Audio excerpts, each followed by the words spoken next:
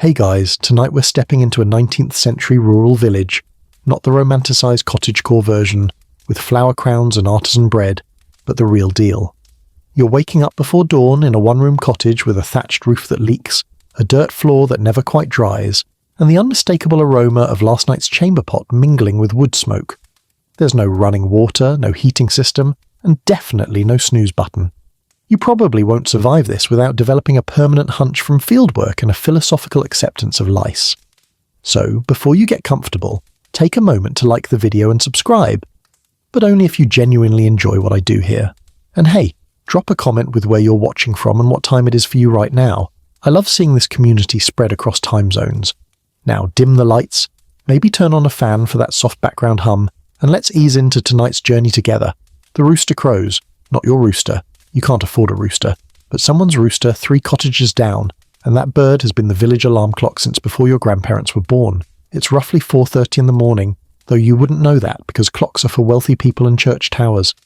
You know it's time to wake up because the rooster says so, because the thin pre-dawn light is starting to leak through the gaps in your wooden shutters, and because your father is already stirring on the other side of the room. You're lying on a straw-stuffed mattress that's seen better decades. The straw needs changing. It's been 6 months and now it's more dust than stalk, but fresh straw costs money or requires a favour from someone who owes you one. Your blanket is coarse wool, scratchy against your neck, and you've slept in your underlayers because taking them off would mean waking up to frozen air against bare skin. The cottage is cold, not turn up the thermostat cold, but you can see your breath indoors cold. Your younger siblings are still sleeping in a tangle of limbs beside you. 2 brothers, 1 sister, all sharing this same sleeping platform built into the wall.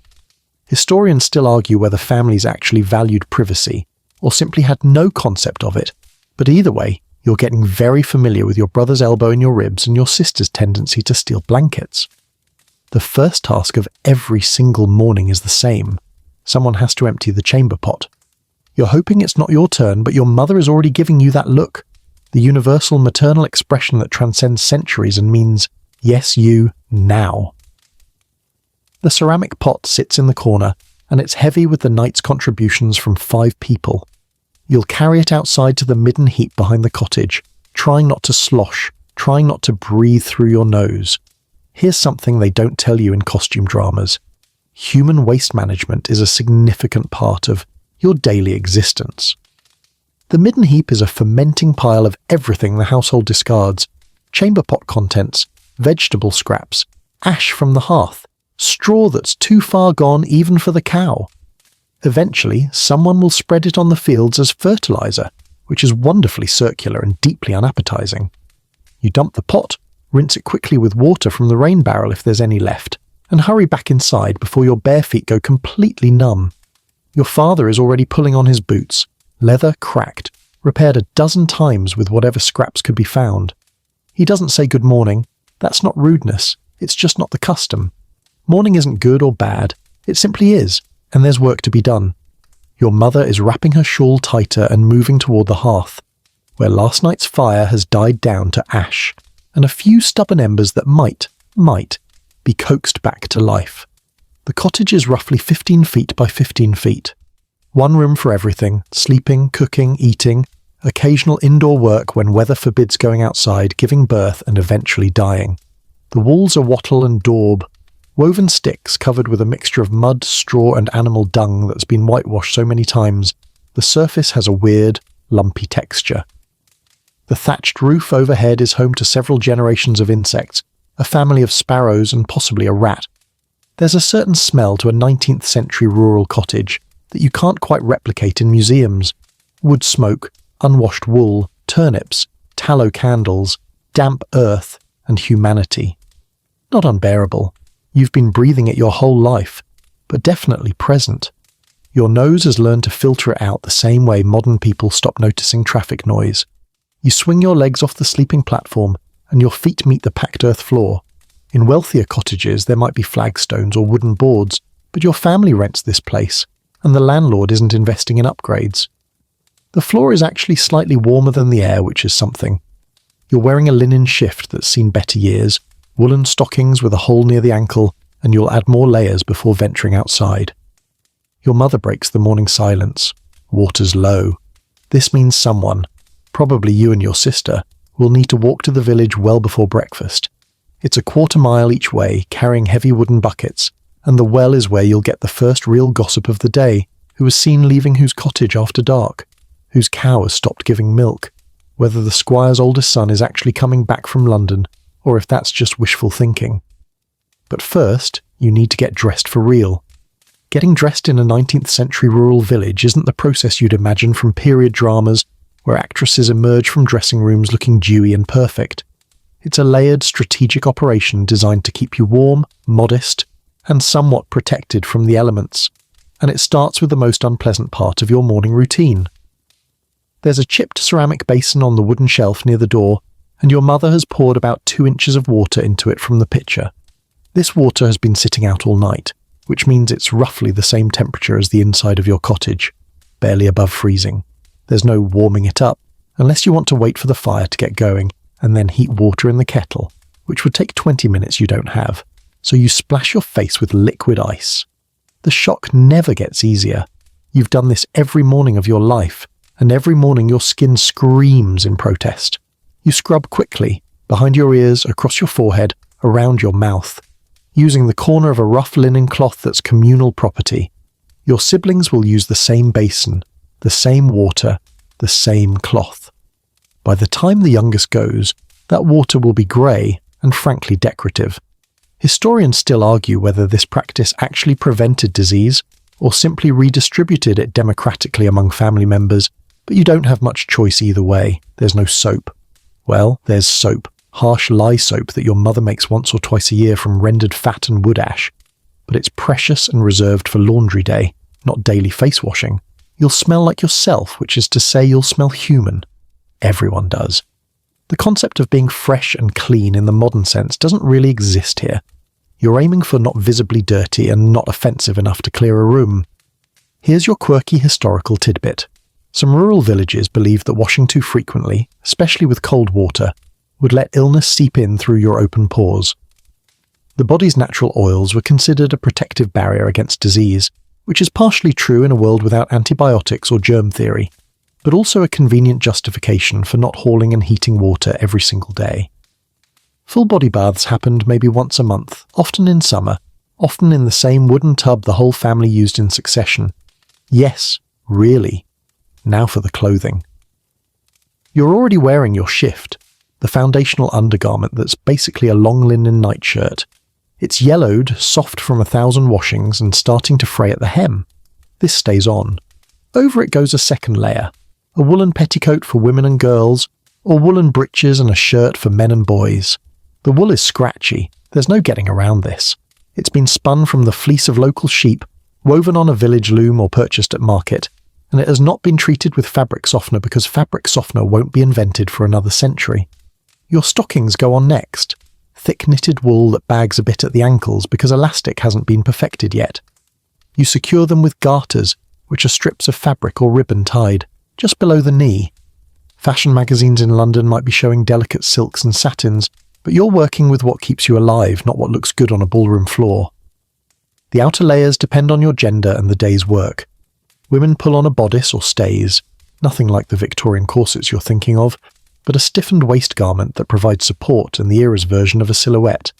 Over that, a work dress in sturdy linen or wool, probably dyed brown or grey with plant materials because bright colours fade quickly and require expensive dyes. An apron goes on top of everything because you'll be working with fire, mud, animals and food, often simultaneously.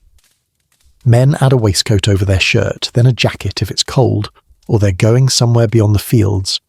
Buttons are expensive, so some garments close with ties or hooks. Your father's jacket is patched at the elbows and was old when he inherited it from his father. It'll be old when you inherit it from him. Footwear is interesting. You've got one pair of actual shoes, leather, hand-stitched, designed to last years with constant repair. But you don't wear them for fieldwork if you can help it, because mud and manure destroy leather faster than you can afford to replace it. Instead, you've got wooden clogs or pattens, basically wooden soles with leather straps, that keep your feet elevated above the worst of the muck. They're loud, uncomfortable, and absolutely essential. Going barefoot is fine in summer if you're desperate, but between sharp stones, animal waste, and the ever-present threat of stepping on something rusty, shoes are generally worth the discomfort. Your hair needs attention. Women and girls part it down the middle, smooth it with a little water from that same basin, and braid it or pin it up under a cap. The cap is mandatory. Letting your hair hang loose in public marks you as either very young, very poor, or very loose with your morals. Men might have their hair trimmed periodically by someone handy with sheep shears, and some of the older men still powder theirs on Sundays, though that fashion is fading fast in rural areas. No mirrors, by the way, or rather there might be one tiny, cloudy piece of polished metal somewhere in the cottage. But you're not using it for this. You know what you look like. Everyone knows what everyone looks like. Vanity is both impractical and mildly suspicious. Too much attention to appearance suggests you're not working hard enough. The whole process takes maybe 10 minutes, and by the end you're layered like an onion, adequately covered and ready to face a day that will involve sweat, dirt, and probably some animal fluids. You will not change these clothes until nighttime. You will not freshen up midday. This is it. Welcome to 19th century personal hygiene. Low maintenance by necessity, aspirational at best. While you've been transforming yourself from a medieval burrito into a functioning human, your mother has been crouched by the hearth, performing the morning's most critical task, resurrecting yesterday's fire. This isn't flicking a switch or turning a knob. This is negotiation with barely living embers, and some mornings the embers win. The hearth dominates one wall of the cottage, a wide, sooty cavity where all cooking happens, where all heat originates, and where approximately 40% of household accidents occur. There's no stove, no oven with a temperature dial, just this open fire that needs constant attention like a needy pet made of flame. Your mother is using a pair of iron tongs to shift ash carefully, searching for that reddish glow that means something survived the night. There. A few coals still pulse with heat buried under the grey powder. She's relieved. You can see it in her shoulders. When the fire dies completely, someone has to walk to a neighbour's cottage to borrow coals, which is embarrassing and costs you social capital. Villages run on reciprocal favours, and borrowing fire in the morning signals that you're either careless or desperately poor, possibly both. She adds a handful of dry kindling, twigs, bark, splinters from the woodpile that sits just outside the door. The kindling smokes, hesitates, then catches. A small flame appears, fragile as hope. She blows on it gently, adding oxygen, coaxing it larger. Too much air and it dies. Too little and it smoulders uselessly. This is a skill you've watched your entire life and will eventually need to master yourself, because in this world, the person who can reliably start a fire is always employable. Once the kindling is crackling properly, she adds progressively larger pieces of wood, each one placed with intention, building a structure that allows airflow while concentrating heat. The wood is mostly oak and ash from the local woodland, gathered legally during designated times or illegally when your family was desperate. Poaching firewood from the landlord's forest can get you fined or worse, but sometimes the choice is between legal and warm wins. Here's your quirky fact. Some families kept a fire going continuously for years, even decades, treating it like a sacred trust. Banking the coals each night, feeding them each morning, passing the responsibility down through generations. A hearth that went cold was considered bad luck, possibly even a spiritual failure. Your family hasn't quite managed that level of commitment. The fire dies maybe once a month, but the ideal persists. The cottage is slowly warming, though warm is relative. You're going from see your breath to barely tolerable. The smoke rises toward the roof, where there's a hole that's supposed to let it escape. Supposed to. In reality, about half the smoke goes up and out, while the other half lingers in the upper part of the room, staining the thatch black and making your eyes water until you get used to it. You've been getting used to it since birth. Historians still argue whether the constant smoke exposure strengthened medieval lungs or simply destroyed them slowly, but either way, you're not getting a choice in the matter. Now comes breakfast preparation, which sounds more elegant than it is. Breakfast isn't a leisurely affair with multiple courses and interesting conversation. It's fuel, calories to get you through a morning of physical labour, and it's almost always the same thing: pottage. Pottage is the backbone of rural English cuisine, which is to say it's a thick porridge made from whatever grain you have: oats, barley, rye, boiled in water or milk if you're fortunate. Your mother retrieves the heavy iron pot from its hook and fills it with water from the bucket you'll soon refill at the well. The pot goes directly onto the fire, suspended from a metal hook that swings in and out, a design that's both practical and an excellent way to burn yourself if you're not paying attention. While the water heats, she measures out oats from the wooden barrel in the corner. The oats were purchased at market or possibly grown in the family's small garden plot, then dried and stored. They've got a slightly musty smell, not rotten, just old, and there might be a few weevils mixed in. You don't waste time picking them out. Extra protein. Your body doesn't care if it comes from oats or insects, it just needs energy. The oats go into the now boiling water, and your mother stirs with a wooden spoon worn smooth by decades of use. The porridge needs constant stirring or it'll stick to the bottom and burn, which wastes food and makes the pot a nightmare to clean. So she stirs and occasionally adds a pinch of salt from the small clay pot on the shelf. Salt is expensive, taxed actually, but necessary for making pottage vaguely palatable. This process takes about 20 minutes. 20 minutes of standing by the fire, stirring, monitoring consistency, adding water if it's too thick or cooking it down if it's too thin.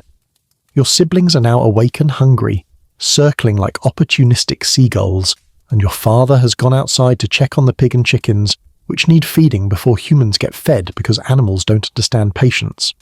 If your family is doing well, meaning your father found extra work recently, or a relative sent money, there might be additions to the pottage, a spoonful of lard for richness, a handful of dried peas or beans, maybe a chunk of stale bread broken up and stirred in to stretch the meal further.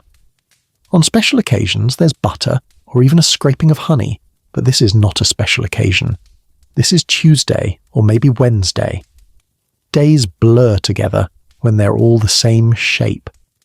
The pottage thickens into a gluey mass that's somewhere between soup and paste. Your mother tastes it, nods, and declares it ready. There's no formal announcement, no dinner bell. The family simply understands that food is available and converges on the table, which is actually just a wooden board laid across two trestles, set up each morning and taken down each night because space is at a premium. You settle onto the wooden bench that runs along one side of the table, jostling for space with your siblings in a choreography you've perfected over years of shared meals. There are no individual chairs. Those are for wealthy homes with dining rooms and pretensions. Your family has one long bench, a couple of three-legged stools, and an understanding that the youngest children either squeeze in wherever they fit or stand while eating. The pottage gets ladled into wooden bowls, one per person, which sounds civilized until you realize these bowls are also used for every other meal and washed maybe once a day if you're fastidious, less often if you're busy. The same spoons go from mouth to bowl to mouth again, and nobody's particularly worried about it. Germ theory won't reach rural England for decades, and even when it does, it'll take a while to trickle down from London doctors to village folk who have more immediate concerns. The pottage is beige, aggressively beige. It has the consistency of wallpaper paste and tastes like oats and salt and not much else. You eat it because you're hungry, and because this is breakfast. There's no complaining. Your mother has been up for 30 minutes already, managing fire and cooking while you are figuring out stockings, and suggesting the pottage needs more flavour is a quick way to get assigned extra chores. Your father produces a loaf of bread from somewhere in the cottage, probably wrapped in cloth and stored on the high shelf where mice have a harder time reaching it. The bread is dark, dense, and about 3 days old, which means it's firmly in the needs-soaring category, rather than the tears easily category. He cuts thick slices with a knife he keeps sharp specifically for this purpose, and everyone receives a piece. This bread is made from a mixture of grains, wheat if you're lucky, but more likely rye or barley, possibly with some pea flour added to stretch supplies between harvests. Here's your mainstream historical fact. Bread was so central to the English rural diet that wages were sometimes calculated in loaves. A labourer's daily pay had to cover the bread his family needed, and when bread prices spiked due to bad harvests, riots followed. The bread you're eating represents a significant portion of your family's food budget, and wasting even a crumb is unthinkable. There's no butter this morning. There was butter yesterday, a small pat that your mother made from cream skimmed off the top of the milk bucket, but it's gone now and won't be replenished until next week's churning session. Instead, you dip your bread into your pottage, letting it soak up the starchy liquid until it's soft enough to chew without breaking your jaw. The combination is filling in that heavy sit-in-your-stomach way that'll keep you functional until the midday meal, Your youngest sister asks for more, and your mother gives her a look that communicates volumes. We have enough for everyone to be. Not hungry, but not enough for anyone to be full.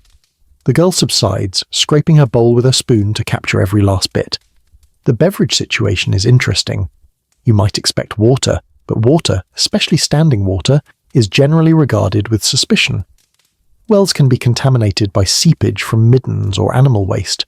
Rivers carry who knows what from upstream villages, and drinking plain water is associated with poverty and desperation.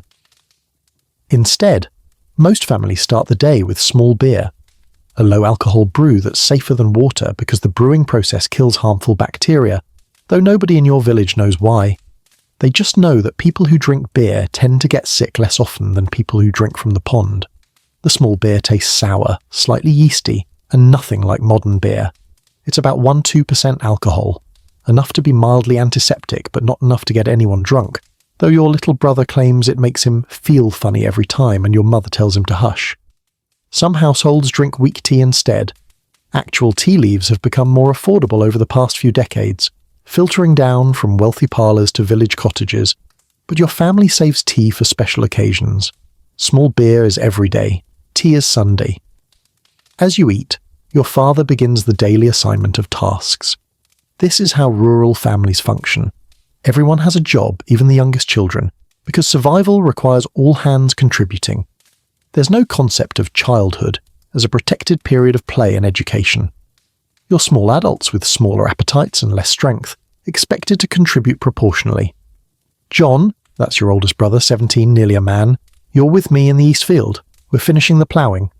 John nods, mouth full of bread. Ploughing is prestigious work, skilled labour that requires managing the plough horse and keeping furrows straight. Your father is teaching him because John will likely inherit the tenancy someday, assuming he doesn't get a better offer elsewhere or die of typhus first. Life is uncertain like that. Mary, your older sister, 15, your mother needs you for spinning. We're behind on the wool quota. This makes Mary's face fall slightly. Spinning is tedious, endless work, turning raw wool into yarn that'll eventually be sold or traded. She'll sit by the wheel for hours, the monotonous hum becoming the soundtrack to her day, and by evening her fingers will ache. But the quota is real. Your family committed to producing a certain amount of yarn for the local clothier, and failure to deliver means financial penalties you can't afford. Anne and Thomas, that's you and your middle brother, both around 12. You're on weeding duty in the garden. Then Anne, you'll help your mother with the laundry. Thomas, you'll need to take the pig to the common for grazing. Neither of you is thrilled, but neither of you argues. Weeding is back-breaking and boring. Laundry is wet and cold, and managing the pig means chasing it when it inevitably tries to root through someone else's garden.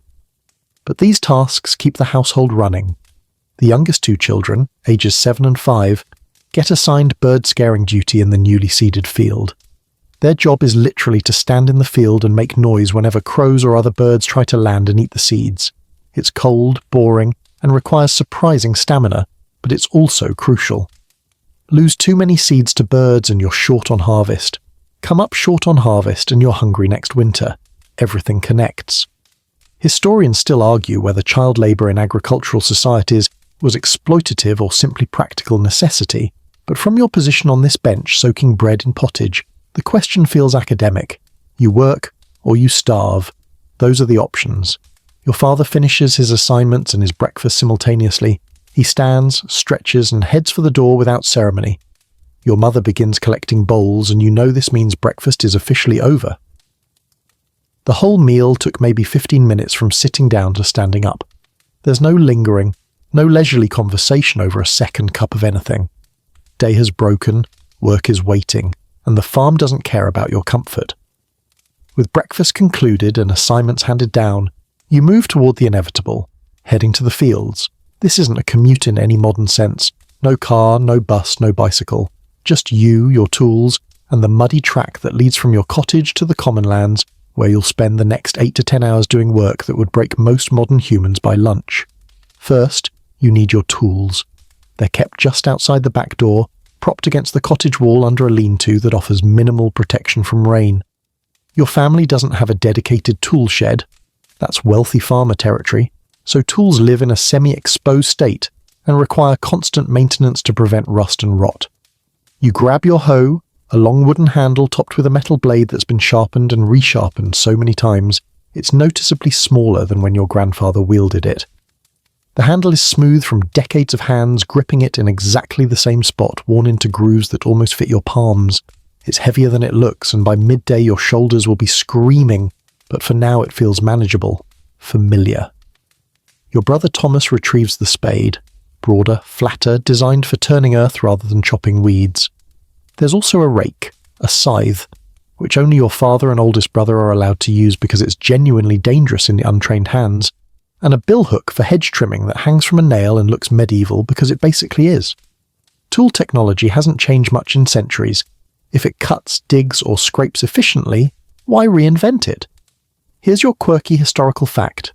Some village families marked their tools with specific notches or brands, not just for identification but because tool theft was common enough to warrant precautions. A good spade could cost a week's wages, and leaving it unattended in a field was an invitation for it to wander off into someone else's shed. Your family's tools have 3 notches carved into the handles, your grandfather's mark, and everyone within 5 miles knows whose tools those are. You step outside into the morning proper. The sun has fully risen now, though the sky remains that pale, uncertain colour that suggests it hasn't quite committed to being day yet. The temperature is brisk. This is England, where warm morning is a relative term even in summer, and this isn't summer, probably spring based on the work assignments. You can see your breath, but just barely, which means it's above freezing, but not by much. The cottage sits on the edge of the village, which isn't really a village in the picturesque sense. There's no neat village green surrounded by matching thatched cottages like on a postcard. Instead, there are maybe 30 structures scattered along both sides of a rutted dirt road that turns to soup when it rains and to concrete when it freezes. Some cottages are larger, some smaller, some with proper chimneys, and some just with holes in the roof like yours. The church stands at one end, stone, ancient, and the only building that'll definitely survive the next 100 years. Everything else is wood, wattle, and hope. You join the general migration toward the fields. This happens every morning except Sunday. A slow procession of villagers carrying tools, driving livestock, or pushing carts. Nobody's rushing. Rushing wastes energy you'll need later. The pace is steady, resigned, the walk of people who've done this every day of their working lives and will do it every day until they physically can't anymore. "Morning," someone says as they fall into step beside you. It's William from 2 cottages over, 14, permanently cheerful despite having lost 2 fingers to a farm accident last year. "Eastfield today?" "Yeah." "You?" "Westfield. Barley's coming up, needs thinning." He says this like it's exciting news, which in the desperately boring landscape of agricultural labour it might be. Thinning barley means you can see progress, unlike weeding, which is Sisyphean and soul-crushing. The track leads past the manor house, which sits behind a low stone wall and radiates "you don't belong here" energy. The manor is where the landlord lives, not all the time because he has other properties and possibly a townhouse in London, but often enough that everyone modulates their behaviour when passing. You don't stop. Don't stare. Don't make eye contact with the gardener who's already out trimming hedges. You exist in parallel social universes that occasionally intersect awkwardly. Beyond the manor, the track opens into the common lands, the great unenclosed fields that define medieval and early modern English agriculture. This is the system your family has worked under for generations. Large fields divided into strips, each family farming their allocated strips, following a rotation schedule decided collectively. It's democratic in theory, feudal in practice, and incredibly inefficient by modern standards. But it's what you've got. The fields stretch out in a patchwork. Your family's strips aren't together. You've got 3 strips in the east field, 2 in the west, 1 in the south near the boggy bit that floods every spring and grows the worst crops. This fragmentation is intentional, theoretically spreading good and bad land equally among families, but practically it means you spend a lot of time walking between plots. Historians still argue whether the open field system was a brilliant adaptation to medieval technology and social structures, or a stubborn inefficiency that held England back economically. From your perspective, trudging towards a strip number 1 with a hoe on your shoulder, the question is academic. This is the system. It was here before you were born and will be here after you die. at least until some landlord decides to enclose everything and evict half the village. Other families are already in their strips, bent over, working. You can identify people by their silhouettes and their rhythms.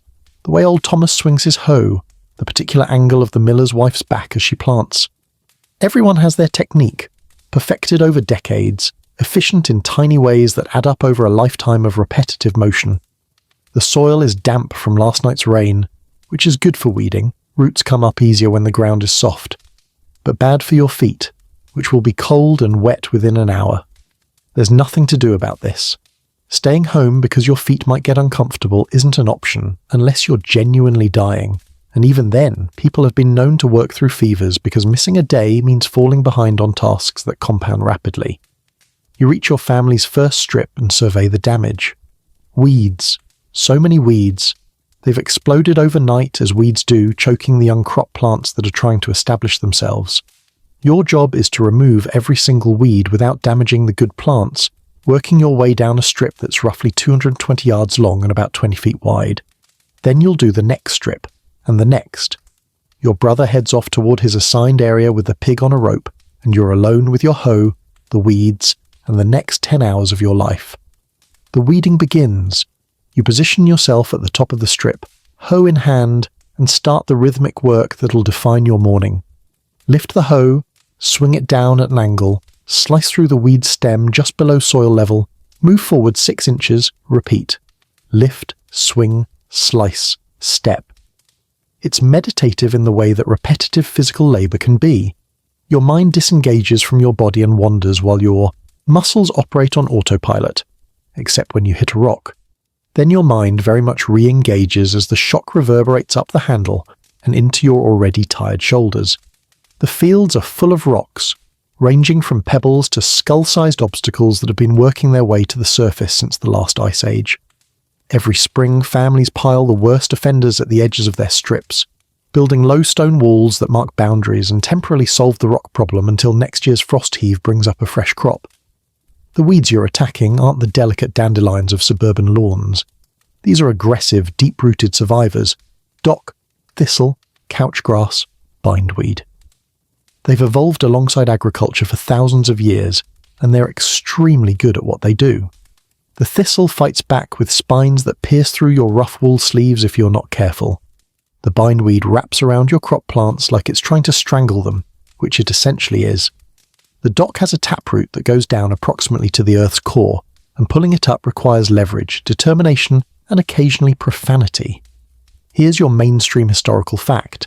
Agricultural labour in the 19th century burned an estimated 3,000–4,000 calories per day for men, somewhat less for women and children, but still significantly more than the modern office worker's 2,000. This means you need to eat constantly just to maintain body weight, and in lean times when food is scarce, people literally wasted away while working themselves to exhaustion. Your pottage breakfast is already a distant memory and it's not even mid-morning yet. The work is harder than it looks, which is saying something because it looks pretty hard. Each swing of the hoe requires coordinating your entire body, legs for stance, core for rotation, arms for the actual strike, back for the follow-through. Do it wrong and you waste energy or miss the weed entirely. Do it right and you can maintain this pace for hours, though hours is doing a lot of heavy lifting in that sentence. Your hands are already forming blisters where the handle rubs against soft flesh. By this afternoon, those blisters will burst, and by tomorrow they'll be calluses, adding to the thick, rough layer of scar tissue that covers your palms like natural gloves. Every adult in the village has hands like this, hard, cracked, permanently stained with soil. Soft hands mark you as either very young, very rich, or very lazy. Usually all three. The sun climbs higher. You can track time by the shadow your body casts across the strip, long and dramatic at dawn, shrinking as noon approaches, non-existent when the sun is directly overhead. There are no pocket watches, no church bells chiming the hours. Well, there are church bells, but they're for prayer times and emergencies, not timekeeping. You measure the day by the position of your shadow and the ache in your muscles. Other workers are visible in adjacent strips, bent over their own battles with weeds and soil. Occasionally someone straightens, presses their hands into the small of their back, and stretches with an audible groan. This is the unofficial signal that a brief rest is socially acceptable. You can't stop too often. That marks you as weak or shirking. But stopping never is physically impossible. The trick is finding the balance between adequate rest and adequate productivity. A conversation starts up between strips. Voices carry across the open fields, and since everyone's doing similar work at similar speeds, talking helps pass the time without significantly slowing output. "Saw the baker's daughter at the well this morning," someone shouts. You recognise the voice. It's Margaret from the far end of the village, notorious gossip and reliable source of information.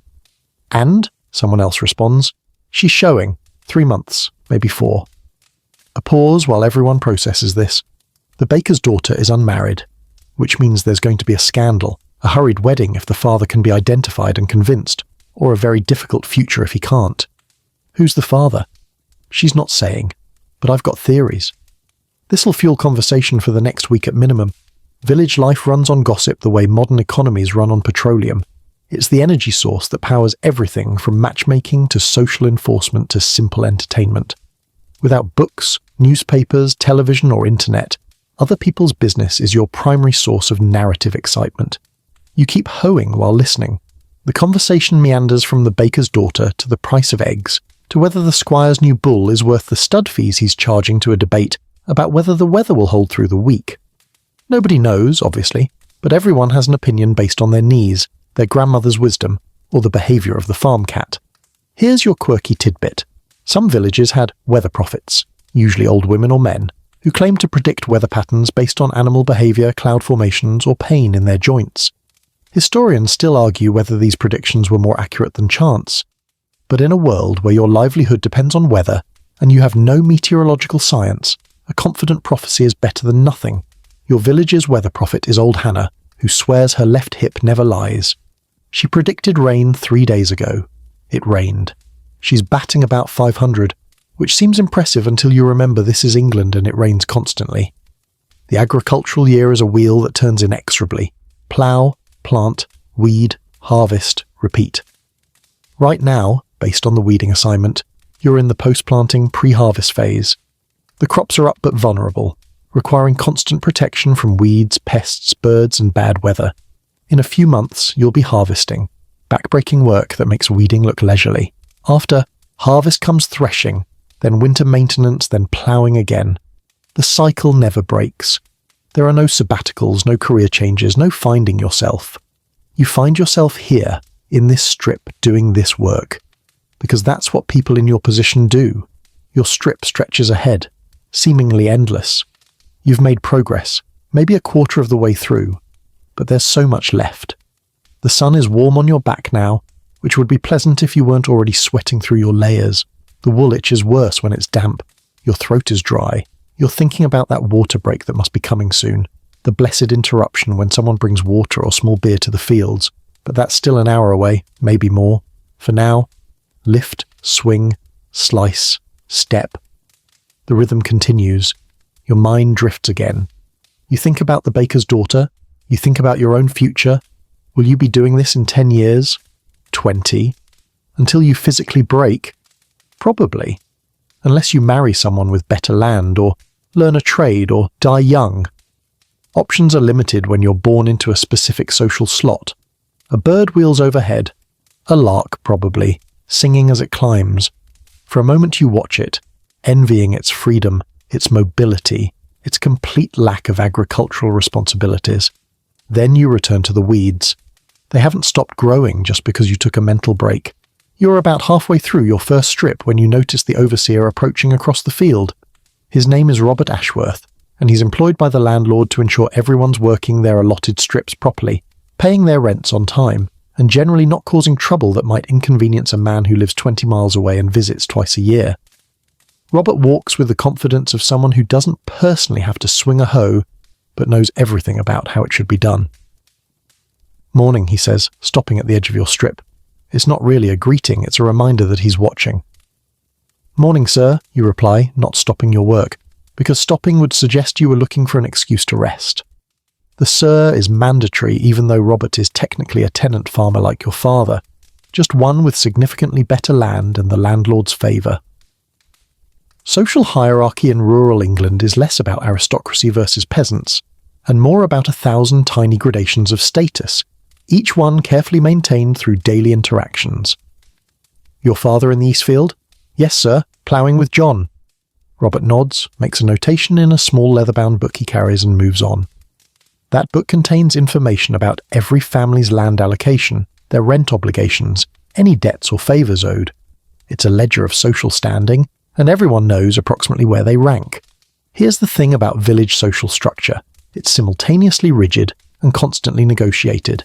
Your family occupies a middle position, not the poorest. That would be the widow Thompson and her 4 children in the 2-room cottage with the roof that partially collapsed last winter, but nowhere near the top. Above you are families with more land, better tools, closer relationships with the landlord. Below you are families hanging on by fingernails, one bad harvest from complete destitution. The top of the village hierarchy, below the actual gentry, belongs to farmers like the Kemps, who own their land outright rather than renting. They've got a proper farmhouse with separate rooms, a dairy, hired labourers during harvest, and a daughter who dresses like she's never touched a hoe in her life because she hasn't. The Kemps attend church in the front pews, host harvest dinners that demonstrate their generosity while reinforcing their status, and speak to your father with the casual condescension of people who've never wondered where next month's rent is coming from. Then there are the skilled tradesmen, the blacksmith, the miller, the wheelwright. They don't farm exactly, or they farm only small plots while practicing their trades. They're essential to village function. You can't run a farm without metal tools that need repair, grain that needs milling, wheels that need building. This essentiality translates into social capital. The blacksmith's opinion matters. When he speaks at village meetings, people listen. When your father speaks, people are polite but ultimately dismissive. Historians still argue whether England's rural class system was more or less oppressive than continental feudalism, with some scholars pointing to England's relatively fluid social mobility, and others noting that fluid is relative when your realistic options are tenant farmer versus slightly more prosperous tenant farmer. Below the tradesmen are families like yours, tenant farmers with secure leases, enough land to be not starving, a place in the community that's respected if not prestigious. You're the backbone of village agriculture, numerous, reliable, conservative, in the sense that you preserve traditions because traditions are safe. Your father can speak at village meetings, but nobody's writing down his opinions for posterity. Below you, and this is where it gets uncomfortable because you're acutely aware of the gap, are the cottagers and labourers. They've got tiny plots, maybe just a cottage and a garden, and they survive by hiring out their labour to more prosperous farmers. During harvest, your father might hire 1 or 2 for a day or two, paying them in food or small coins, and suddenly you're on the other side of the employer-employee relationship, wielding the tiny amount of power your family possesses. At the bottom are the genuine poor, widows without sons, families with too many children and too little land, anyone who's had a run of spectacularly bad luck. They depend on parish poor relief, a system that provides minimal support while maximising humiliation. Taking parish charity marks you as a failure, and the village treats you accordingly. The baker's daughter you heard about earlier? Her social position just plummeted. Unmarried pregnancy drops you several rungs immediately. If she marries quickly, she might recover some standing. If not, she's headed toward the bottom tier, possibly taking her family with her. All of this hierarchy plays out in daily interactions so subtle, you barely notice them unless you're paying attention. Who speaks first when 2 people meet on the road? Who steps aside to let the other pass? Who gets served first at the market? Who sits where in church? Whose opinion settles village disputes? It's a choreography everyone knows, performed without conscious thought, enforced by collective agreement that this is simply how things are. Your family's position comes with specific obligations and privileges. You're expected to contribute to communal projects, repairing the church roof, maintaining the roads, helping less fortunate families during emergencies. In return, you get to participate in village decisions. Well, your father does. You're too young and the wrong gender, access to the common lands for grazing, and a social safety net if disaster strikes. It's a system based on reciprocal obligation, and breaking those obligations costs you status you can't afford to lose. Here's your quirky fact. Some villages maintained customary rights that dated back centuries. Specific families had traditional claims to certain privileges like gathering firewood from particular sections of forest, or gleaning in specific fields first. These rights were taken seriously, remembered across generations and defended vigorously. Your family has the right to collect kindling from the north corner of Badger Woods on Tuesdays and Thursdays. This sounds trivial until winter comes, and fuel means survival. You can see the social ladder manifesting physically in the field layout. The best land, south-facing, well-drained, fertile, is farmed by the wealthiest families. Your strips are middling, decent soil, reasonable drainage, nothing special. The poorest families got stuck with the boggy bits, the stony sections, the north-facing strips that get less sun. Productivity differences compound over years, making the rich richer and the poor poorer, but slowly enough that it seems like natural variation rather than structural inequality. The overseer has moved on to inspect someone else's work. You can see him in the distance, talking to old William, probably reminding him that his rent is due. Old William's strip is noticeably less weeded than yours. He's 70-something, half blind, and should probably have retired years ago, except there's no retirement for people like him. He'll work until he literally can't, then become someone's charity case, dependent on family or parish. You return your attention to your own strip, your own weeds, your own small place in this vast hierarchy. The system isn't fair exactly, but it's known. You understand the rules, even if you didn't make them, and in a world of profound uncertainty, crop failures, epidemics, wars, knowing your place provides a strange kind of comfort, even if that place involves a lot of weeding. The sun has climbed noticeably higher when you hear the sound you've been waiting for, footsteps and the distinctive slosh of liquid in containers. Your younger sister Anne appears at the edge of the field, struggling with a wooden bucket in each hand, and you've never been happier to see anyone in your life. Water break, finally. The unwritten rule is that work pauses around mid-morning for refreshment, not because landlords are generous or labour laws mandate it, but because humans physically cannot swing hose for 4 straight hours without liquid replacement. Dehydration kills productivity faster than laziness, and even the hardest taskmaster recognises that 10 minutes of rest now means more work completed overall. Economics trumps cruelty usually. Anne sets the buckets down carefully. One contains water from the well, the other small beer from the barrel in the cottage. The water is for washing hands and faces. The beer is for drinking. Nobody drinks the water unless they're truly desperate, and even then, there's judgmental muttering about people who haven't learned basic survival skills. You drop your hoe. The relief in your shoulders is immediate and profound, and join the general migration toward Anne and her buckets. Other workers from nearby strips are converging too, because water breaks are communal affairs. You don't get individual refreshment delivered to your personal strip. You share, you socialise, you catch up on gossip, and then you return to work. It's a 10-minute window of being human rather than a farming machine. There's a communal wooden cup hanging from Anne's belt, attached by a leather cord. It's scarred, stained dark from years of use, and hygienically questionable by any modern standard. Everyone drinks from the same cup, passing it around the circle, backwashing their beer into a container that'll be shared by 15 people before break ends. This doesn't bother anyone. This is normal. If you started worrying about shared saliva, you'd have to worry about everything. The communal water basin at home, the fact that you're constantly touching things other people have touched, the reality that personal hygiene is more concept than practice. You take your turn with the cup, drinking deeply. The small beer is sour, lukewarm, and absolutely glorious. You can feel it hitting your empty stomach, your parched throat, your exhausted system that's been operating on nothing but pottage and determination for the past 3 hours. You hand the cup to the next person and wipe your mouth with the back of your hand, which is muddy, so you've basically just relocated dirt from hand to face. Nobody cares. Here's your mainstream historical fact. The average agricultural labourer in 19th century England drank between 2 and 5 pints of beer per day. Not because they were alcoholics, but because beer was genuinely safer than water and provided calories that bread and vegetables couldn't. The beer was weak enough that you'd need to drink gallons to get properly drunk, but strong enough to be both antiseptic and nutritious. Modern nutritionists would have opinions about this diet. Nobody asked them. Did you hear about the baker's daughter, someone says, because of course they did. You heard about it 2 hours ago in the field, but gossip is cyclical.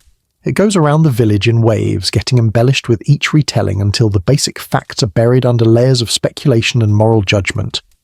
Pregnant? Someone else confirms. 3 months? Maybe 4? Who's the father? This is where the speculation gets interesting. Theories range from plausible to wildly improbable, and everyone has opinions based on who's been seen with whom, who's blushing suspiciously in church, who's suddenly avoiding eye contact. The leading theory involves the squire's younger son, which would be scandalous and also explain why the baker's daughter isn't naming names. Accusing gentry of fathering bastards is a quick way to ruin your family's prospects completely. Could be Thomas Wright, someone suggests. Thomas is 17, works his father's land, and has been seen walking the same direction as the baker's shop more often than strictly necessary for bread purchases. Thomas hasn't got the nerve, someone counters. Too scared of his mother. The conversation flows from the baker's daughter to other village intrigue. Someone's cow has stopped producing milk. Possibly witchcraft, possibly just old age. Definitely a financial disaster. The miller is charging higher fees, claiming his millstones need replacement, though nobody quite believes him, because the miller has been claiming millstone problems for 3 years running. 2 families are feuding over a boundary dispute that dates back to their grandparents' generation and shows no signs of resolution. Here's your quirky historical tidbit. Some villages employed professional scolds or talebearers, usually older women, whose semi-official job was to know everyone's business and share it strategically. They were simultaneously essential for information distribution and universally complained about. Your village's reigning scold is Agnes Miller, no relation to the actual Miller, who can tell you what colour underthings the vicar's wife wore last Tuesday and exactly how many eggs the blacksmith's chickens produced this month. Historians still argue whether scolds served a legitimate social function or were simply the inevitable result of boredom and limited entertainment options, but either way, they were everywhere. The break continues. Someone produces a chunk of bread from their pocket and breaks off pieces to share. It's hard, possibly intended for the pig, but edible if you're hungry enough, which everyone is. The bread goes around the circle. You take a piece, soften it with beer, and chew meditatively while listening to an argument about whether this year's barley crop will be better than last year's. Probably not. And whether the landlord might reduce rents if harvest is poor, definitely not. Physical relief is as important as liquid refreshment. You're stretching muscles that have been locked in weeding position for hours, rolling your shoulders, pressing your hands into the small of your back. Everyone's doing this same dance of relief. You're not old, 12, maybe 13 at most, but your body already aches in ways that suggest you'll be one of those 40-year-olds who moves like they're 60. Someone tells a joke about a travelling peddler, a farmer's wife, and a suspicious cabbage. It's mildly dirty, objectively not very funny, but everyone laughs because laughter is free and moments of genuine amusement are rare enough to be treasured. The punchline involves the peddler eating the cabbage and discovering it's not a cabbage at all, which somehow circles back to the farmer's wife's reputation. Comedy standards are low when your alternative entertainment is staring at weeds. Anne announces that the beer's gone, which is the universal signal that break is over. There's a collective groan, performative, expected, but also genuine. Nobody wants to return to work. Everyone must anyway. The social contract of the water break includes its own ending. You rest, you gossip, you hydrate, and then you pick up your tools without argument. You retrieve your hoe, and the weight feels heavier than it did 3 hours ago. Your hands have stiffened during the break, and gripping the handle hurts until the calluses warm up again. This is going to be a long day. But then again, they're all long days. You're recalled from the fields around midday by your mother's voice carrying across the strips. Not shouting exactly, but projecting in that way. Mother's perfect through years of summoning children from distances. Anne! Laundry! The 2 words you've been dreading since breakfast. Your weeding assignment is maybe 2/3 complete. But domestic duties take priority because clean clothes, or at least less filthy clothes, keep a household from descending into complete squalor. You trudge back toward the cottage, her return to the lean-to, hands already aching in anticipation of what comes next. Laundry day isn't technically today. That's Monday, always Monday, a universal constant across rural England. But there's always laundry work to do. Soaking, scrubbing, rinsing, wringing, hanging, taking down, folding, mending. It's a never-ending cycle that makes fieldwork look straightforward by comparison. Your mother and older sister Mary are already in the yard behind the cottage, where the big wooden wash tub sits on a frame that elevates it to working height. The tub is filled with water that's been heating over the fire for the past hour, not boiling, but hot enough to make your hands turn red when you plunge them in. Laundry in cold water is basically decorative. You need heat to break down the layers of sweat, dirt, and other substances that accumulate on clothing worn day after day. The pile of laundry waiting to be washed is impressive and depressing.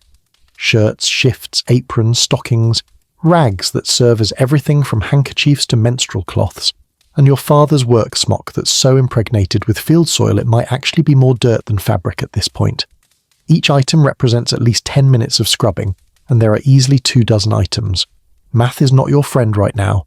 Your mother hands you the washing paddle, a flat wooden implement that looks like an oar designed by someone who hated humanity.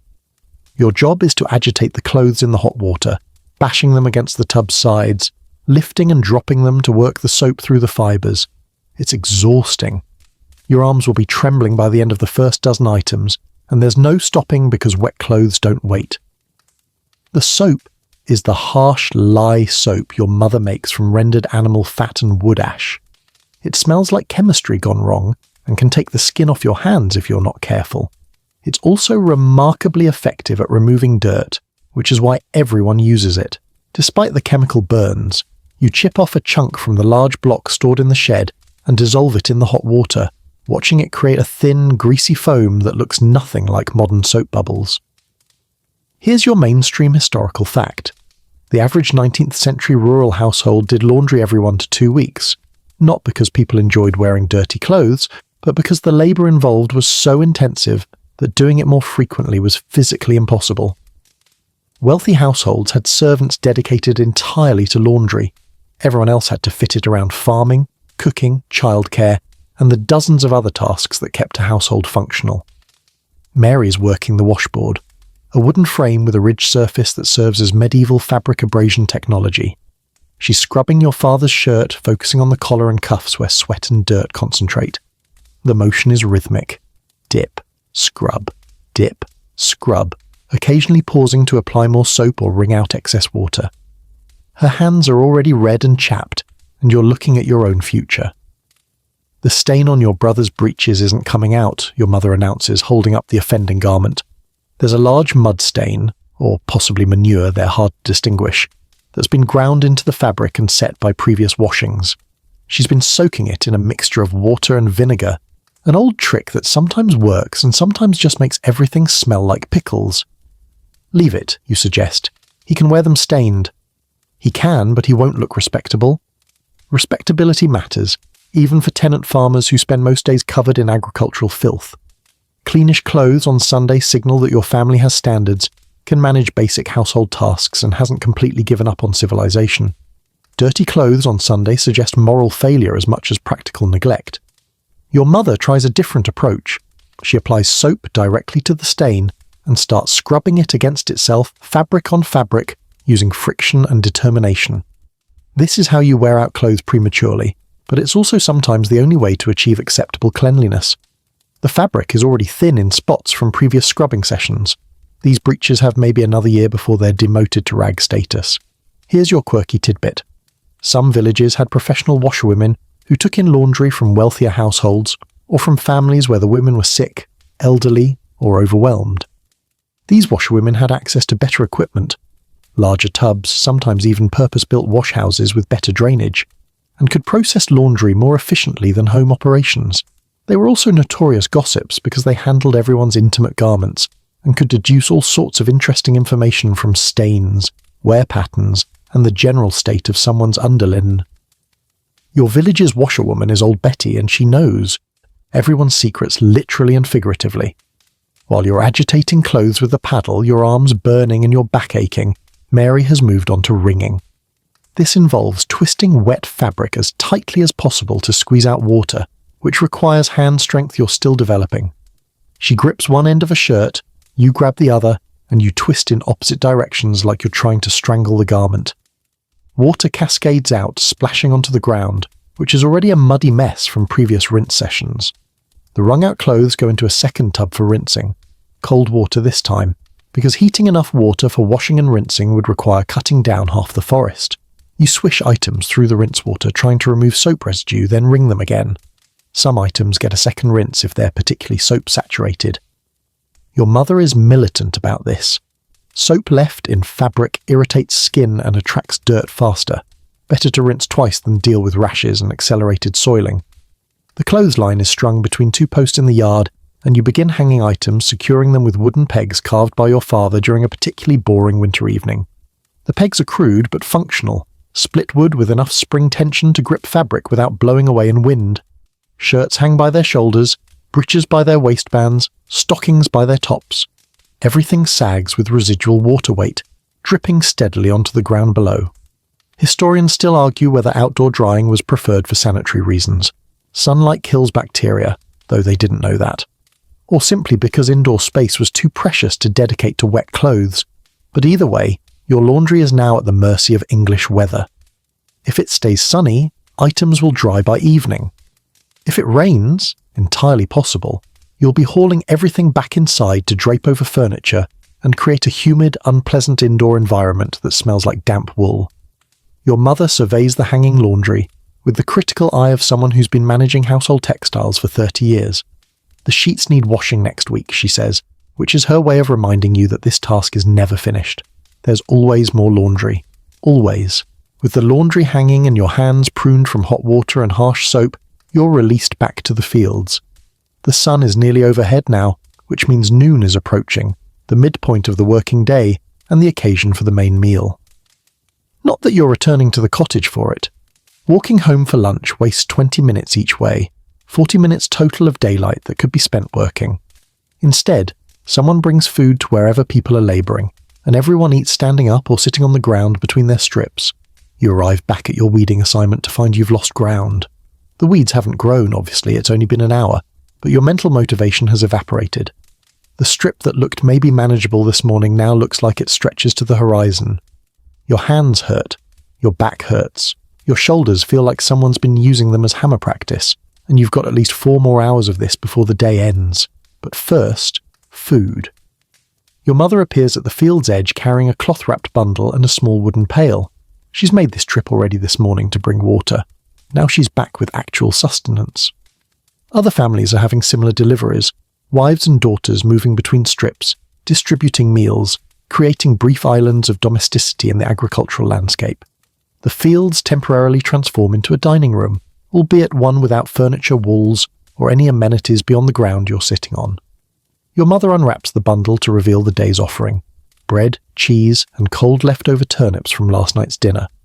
The bread is the same dark, dense stuff from breakfast, now several hours older, and therefore several degrees harder. The cheese is hard cheese, the kind that keeps for months without refrigeration because it's essentially a concentrated brick of preserved milk with the texture of wax and the flavour of salt. The turnips are turnips. Boiled yesterday, cooling overnight, now room temperature and slightly slimy. Appetising they are not. Necessary they definitely are. You sit on the ground, the damp, slightly muddy ground that immediately soaks through your skirt, but whatever. Everything's already dirty, and accept your portion. The bread requires aggressive chewing. The cheese can be gnawed or sucked until it softens. The turnips slide down with minimal chewing if you're brave and don't think too hard about texture. Together they constitute a meal that'll fuel another 4 hours of physical labour, which is really all you can ask from food in this era. Here's your mainstream historical fact. The midday meal, or dinner as it was called, was the largest meal of the agricultural day, providing up to half of the day's total calories. Breakfast was for getting started, dinner was for keeping going, and supper was a lighter affair because heavy food before bed was considered unhealthy. Modern 3 meals a day. Conventions looked different when your daily energy expenditure could power a small generator. The small beer in the pail is the same stuff from breakfast, just transported and slightly warmer. You drink it gratefully, washing down bread that's trying to cement itself to the roof of your mouth. Beer, bread, cheese, turnips. This is the medieval food pyramid, and it's kept English peasants alive for centuries through sheer nutritional stubbornness, if not elegance. Your father and brother John arrive from the Eastfield, tools in hand, and join the meal. Your father's face is red from sun and exertion. his shirt soaked through with sweat despite the cool temperature. Ploughing is prestigious work, but physically brutal. Controlling a heavy iron plough behind a horse that doesn't always want to cooperate, keeping the furrows straight and even, fighting with roots and rocks and soil that has its own opinions about being turned over. He collapses onto the ground with a grunt that suggests his back is in open rebellion. "How's the ploughing?" your mother asks, which is less genuine inquiry and more social lubrication. Something to fill the air while people eat. "Slow. The horse is ornery today." This is your father's way of saying the horse, not technically your family's horse, but one rented from a wealthier farmer, decided that today was a good day to be uncooperative. Horses have personalities, and this particular horse has apparently decided that pulling a plough is beneath its dignity. "Eastfield always drains poorly," your mother offers. This is true. The Eastfield has a clay layer that holds water longer than the other fields, making it harder to plough and slower to plant. Everyone knows this. Everyone has known this for generations. Nobody can do anything about it because moving to different land requires permission from the landlord, renegotiating rent, and possibly improving social status in ways your family hasn't managed yet. The conversation is minimal. People are too tired and too focused on eating to sustain lengthy discussion. But there's companionship in the shared silence, in the communal act of refueling. Other families are doing the same thing 50 yards away, 100 yards away. The entire village is paused for this one moment, acknowledging the basic human need for rest and nutrition before the afternoon's grind begins. Here's your quirky tidbit.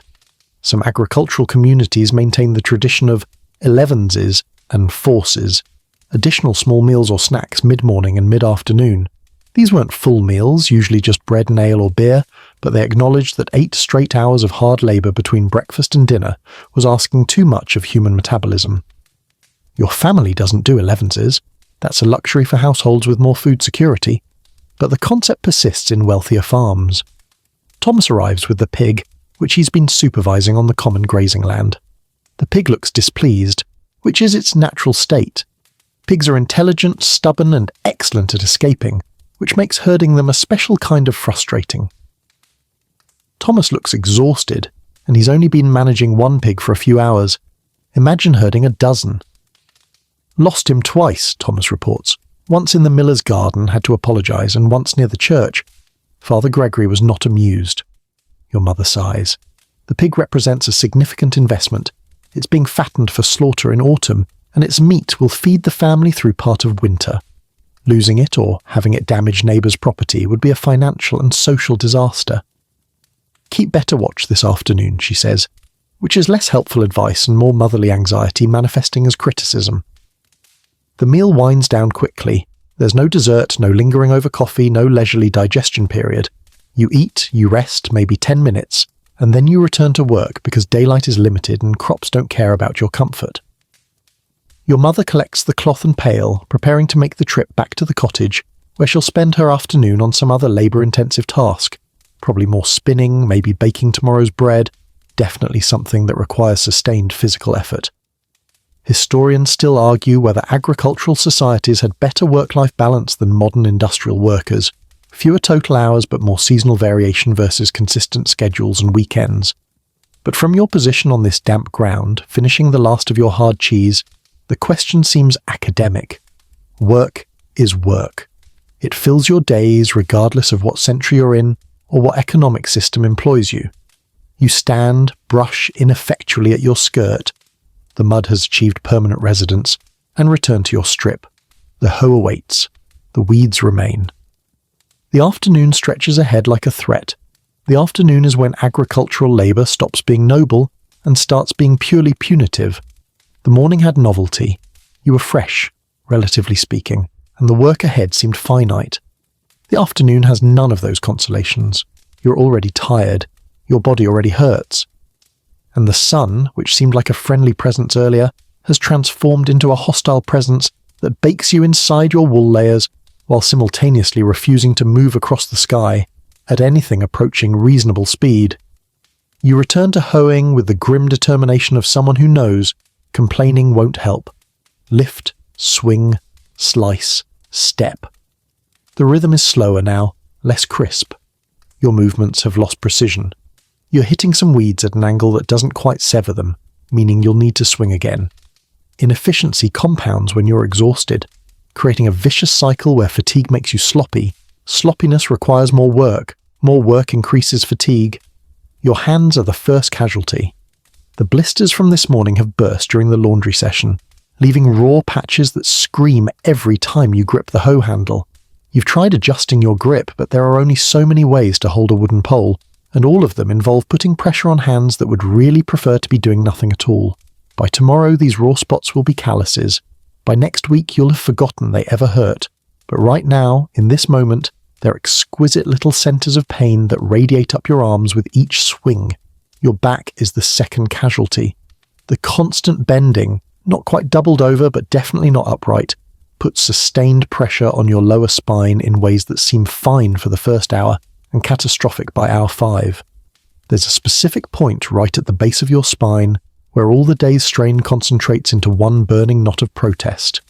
You straighten periodically to relieve it, pressing your muddy hands into your back and arching like you're trying to reverse your entire skeletal structure.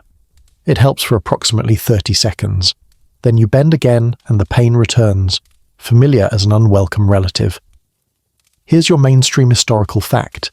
Life expectancy in rural 19th century England averaged around 40-45 years, dragged down by high infant mortality, but also by the simple reality that physical labour destroys bodies faster than they can repair themselves. People didn't die of old age in their 40s. They died of accumulated injuries, chronic conditions, infections that festered because working dirty with open wounds was unavoidable, and the general wear and tear of a life spent using your body as a farming implement. You're 13, and you're already building the foundation for whatever will kill you in 3 decades. Your shoulders join the rebellion around mid-afternoon. Each swing of the hoe requires lifting it, not high, but repeatedly, hundreds of times, and your shoulder joints are starting to suggest that maybe they'd prefer retirement. There's a grinding sensation when you rotate them, something that doesn't hurt exactly but feels wrong, mechanical, like bones moving against each other without adequate cushioning. This is probably fine. Probably. Everyone's shoulders make weird noises. You're definitely not developing the same chronic joint problems that have left old Thomas barely able to lift his arms above his head. The sun beats down with what feels like personal malice. You're sweating through every layer. The shift, the petticoat, the dress, the apron. Wool holds moisture beautifully, which means you're basically wearing a damp, heavy blanket in progressively warming weather. The itching intensifies when wool is wet. You'd strip down to fewer layers, but modesty forbids it, and also removing layers means your skin would burn in direct sunlight. You've seen what happens to people who work shirtless. Red, blistered shoulders that peel in sheets. The wool stays on. Thirst becomes a constant presence. You drank at the water break. You drank at dinner, but you've been sweating for hours and your body wants more. The next drink is hours away. There's no popping into the cottage for a glass of water, no water fountain in the field, no convenience beyond what was planned at dawn. So you're thirsty. You'll stay thirsty. You'll survive. Here's your quirky tidbit. Some field workers believe that eating a small amount of salt directly, just a pinch on the tongue, helped to prevent heat exhaustion during summer labour. This is actually scientifically sound. Salt helps retain water and maintain electrolyte balance, though the workers didn't know the chemistry. They just knew that the ones who ate salt seemed to collapse less often than the ones who didn't. Folk wisdom stumbles into medical accuracy surprisingly often. Around mid-afternoon, you witness why agricultural work was historically so dangerous. 2 strips over, you hear a shout. Not conversation, but alarm. Everyone's head snaps up. Old William has collapsed, just dropped, right there in his strip like someone cut his strings. People are running toward him, and you abandon your hoe to join them because when someone falls in the fields, everyone responds. It could be your father next time, could be you. Old William is conscious but grey-faced, breathing in short gasps. Heart, someone says, which is diagnosis, prognosis and funeral prediction all in one word. Heart problems are common among elderly agricultural workers.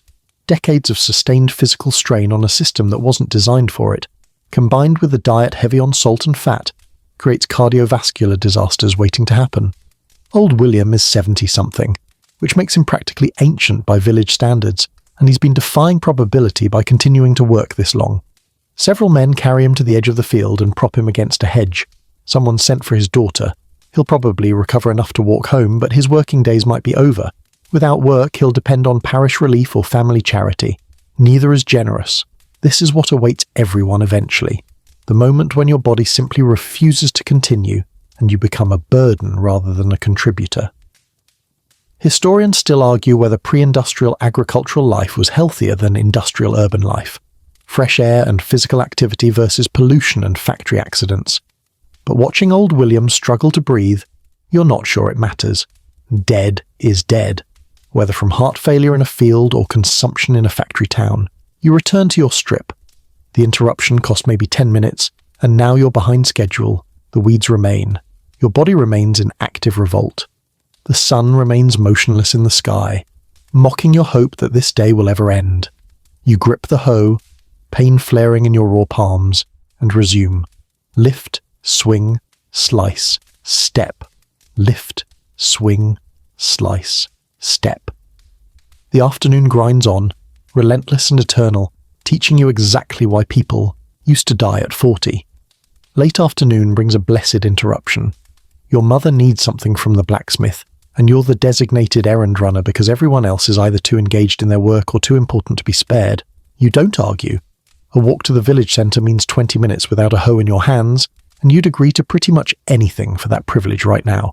The blacksmith's forge sits near the centre of the village, strategically located so everyone can access it without excessive travel. The building is open-fronted, 3 walls and a roof, with the 4th side open to the world, because metalworking generates heat that would make a closed space uninhabitable. Even from 50 yards away you can hear the distinctive ring of hammer on anvil, a rhythm that's been the soundtrack of village life since before your grandparents were born. Robert Fletcher is the current blacksmith, a position he inherited from his father, who inherited it from his father, in a professional lineage that stretches back further than anyone bothers counting. He's massive, not fat, but built like he's been personally assembled from spare iron, with forearms that look like they could bend horseshoes without heating them first. He probably can. You've seen him do remarkable things with metal that seemed impossible right up until he did them. You approach cautiously because the forge is simultaneously fascinating and terrifying. There's an open fire burning hotter than any hearth fire you've ever seen, fueled by charcoal that glows white-orange and makes the air shimmer. Robert is working on something. A tool, maybe a ploughshare. Heating it until it's the colour of sunrise, then hammering it on the massive anvil that dominates the workspace. Each strike sends sparks flying in a little firework displays that land on the dirt floor and wink out. It's beautiful and extremely dangerous, often simultaneously. Wait, Robert says without looking up, because blacksmiths develop a 6th sense for people hovering at the edge of their workspace. You wait. You're not going to interrupt a man holding a hammer while he's striking molten metal. That's how you end up with a hammer in your face or molten metal on your feet, neither of which improves your day. Here's your mainstream historical fact. The village blacksmith was one of the most essential and respected craftsmen in rural England, ranking socially above most farmers because his skills couldn't be easily replaced. A community could survive without a cooper or a wheelwright for a few weeks. It couldn't survive without a blacksmith. Ploughs broke, horses needed shoes, tools needed repair, and all of it required someone who understood how to make iron do impossible things. Robert Fletcher knows this. Everyone knows this. It's why he can charge what he charges and nobody complains too loudly. Robert finishes whatever he's doing with the metal piece, something involving tempering and water that produces a violent hissing, and finally acknowledges your existence. What's your mother need? 3 nails, the big ones. Your mother is repairing the chicken coop, which has developed a hole that's allowing chickens to escape and predators to potentially enter. Nails are expensive. Each one represents metal and labour, so you don't use them casually. But sometimes there's no alternative to actual fasteners. Robert retrieves 3 nails from a wooden box, each one hand-forged, slightly irregular, and worth more than you'd think a piece of bent iron should be worth. 2pence, he says. You hand over the coins your mother gave you, carefully counted this morning, and receive the nails, which are still warm from being stored near the forge. While Robert returns to his work, you linger because watching craftsmen is one of the few entertainments available, and because returning to the weeding strip isn't exactly appealing. The forge is endlessly fascinating if you can get past the heat and danger. Robert is now working on a horseshoe, heating and shaping it with precision that looks effortless but definitely isn't. The shoe has to fit the specific horse, match the angle of its hoof, and be durable enough to last months of constant use. This requires knowledge accumulated over years, spatial reasoning, and hands that are essentially immune to minor burns. Here's your quirky tidbit. Blacksmiths historically had a reputation for minor medical procedures. They'd pull teeth, set broken bones, and lance infections. This wasn't because they had medical training, but because they had tools, steady hands, and a casual relationship with pain. If you needed a rotten tooth removed and couldn't afford the travelling doctor, and who could, you went to the blacksmith. Robert Fletcher continues this tradition. He pulled your brother's tooth last year after a fall, and while the procedure was horrifying to witness, it was effective and cheaper than alternatives. Next to the forge, the cooper's workshop produces different sounds. The rhythmic tap-tap of a mallet, the scrape of a blade shaving wood, the creak of barrel staves being fitted together. Samuel Cooper, yes, really, he's a cooper named Cooper, which amuses exactly nobody, because nominative determinism is just how villages work, is assembling a barrel, which is more complicated than you'd think. Barrels aren't just bent wood and metal hoops. They're precisely engineered containers that have to hold liquids without leaking, withstand being rolled around and last for decades of use. Samuel is younger than Robert, maybe 30, and missing the top joint of his left index finger, a casualty of some past accident that nobody discusses but everyone knows about. This is remarkably common among craftsmen. Missing finger parts, burned scars, crooked digits that healed badly after being broken. Manual labour with sharp tools and no safety regulations produces predictable results. You watch him work, for a minute, marvelling at how he bends the wooden staves into curves, holds them in place with temporary hoops, then heats the partially assembled barrel over a small fire to make the wood more pliable. The barrel gradually takes shape, bulging in the middle, narrower at the ends, watertight through sheer precision craftsmanship. Historians still argue whether medieval and early modern craftsmen were genuinely more skilled than modern industrial workers, or whether we're romanticising manual trades, but watching Samuel create a functional barrel from raw wood and iron hoops, you're leaning toward genuinely more skilled. Further down the row, the wheelwright's workshop emits soaring sounds, and the occasional curse when something doesn't fit properly. Thomas Cartwright, another nominative destiny situation, builds and repairs wheels for carts, wagons, and the occasional fancy carriage if wealthy people pass through. Wheels seem simple until you try to make one. They require perfectly matched spokes, a precisely circular rim, a hub that distributes weight evenly, and the whole thing has to be strong enough to handle rutted roads and heavy loads without collapsing.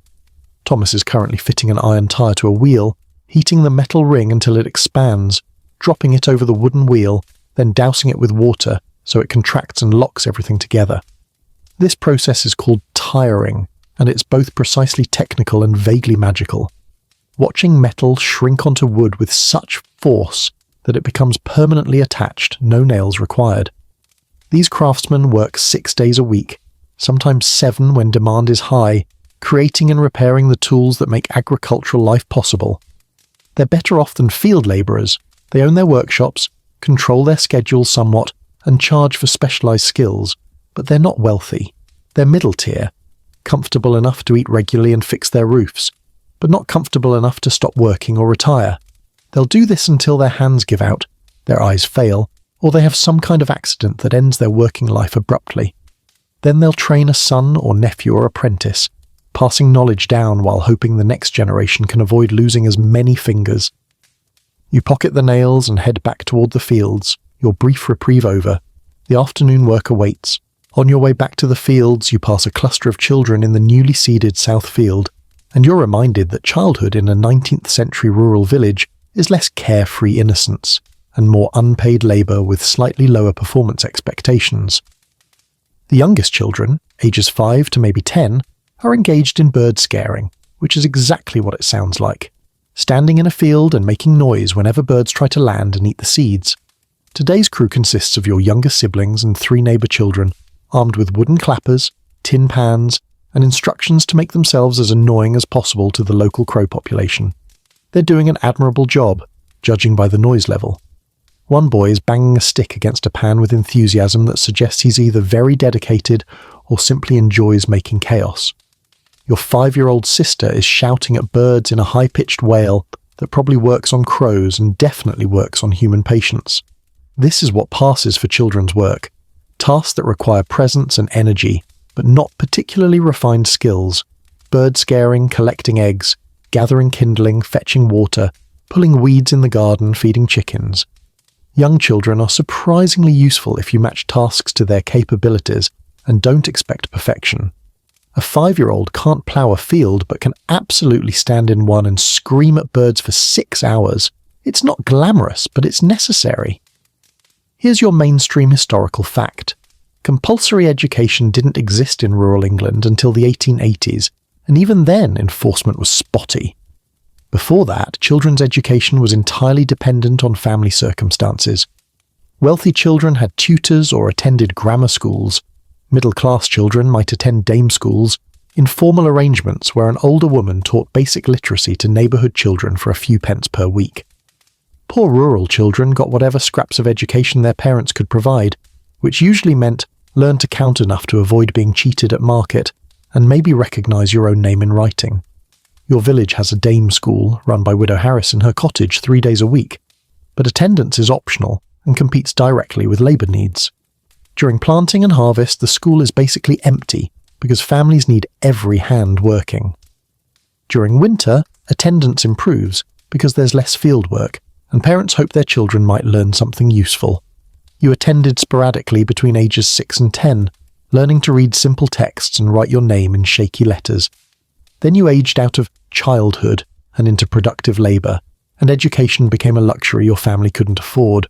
Some of the craftsmen take apprentices, boys, almost always boys, to learn trades. The blacksmith's apprentice is currently pumping the bellows that keep the forge fire hot, a job that's monotonous and exhausting but teaches you about heat management, timing, and suffering. After a year of bellows pumping, you graduate to holding tools while the master works. After another year, you're allowed to attempt simple repairs under supervision. After 5 to 7 years total, you might be competent enough to work independently. Maybe, if you haven't quit, been dismissed, or lost important fingers. Here's your quirky tidbit. Some rural apprenticeships included contracts that sound dystopian by modern standards. The apprentice lived with the master, worked without pay, and was legally bound to complete the full term or face penalties. Masters provided room, board, and training, but room might mean sleeping in the workshop, and board might mean leftover porridge. Historians still argue whether apprenticeship was exploitative child labour or a reasonable educational system. But from the bellows-pumping boy's perspective, sweating in front of a forge for no wages, the distinction probably feels academic. Not all children work in fields or apprenticeships. Some work in domestic service, girls as young as 10 hired by wealthier families to help with cooking, cleaning and childcare.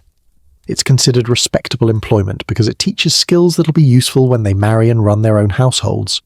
It's also isolating, exhausting and low paid, but it beats agricultural labour in terms of physical danger.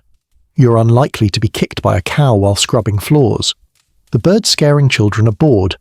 You can see it in their body language. The initial enthusiasm has worn off, and they're now in the grim middle phase where the afternoon stretches endlessly, but quitting isn't an option. One boy is throwing small stones at nothing in particular, just to have something to do.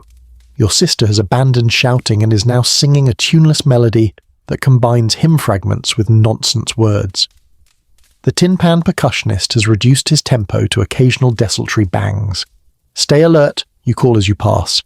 They look at you with expressions that communicate we know our job, and please don't make us work harder. You're not an authority figure, barely older than some of them, but you're representing adult expectations, which means they'll probably resume proper bird scaring for at least 5 minutes before boredom reclaims them. When work is done, which varies by season but always means after the sun has set or is about to, children do sometimes play. Tag, hide and seek, games involving sticks and improvised balls made from rags. Boys practice fighting with sticks because that's considered useful preparation for potential military service or just general masculine competence. Girls play house, practicing the domestic roles they'll occupy for life, using broken pottery as dishes and mud as food. It's play, technically, but it's also rehearsal for adulthood that's approaching faster than childhood should allow. You remember playing back when you were small enough that adults didn't expect full days of productivity, You remember thinking work would never claim you entirely. You were wrong. By age 8, you were working half days. By 10, full days during busy seasons. By 12, the distinction between you and adult labourers was mostly about strength and skill, not about whether you got to be a child.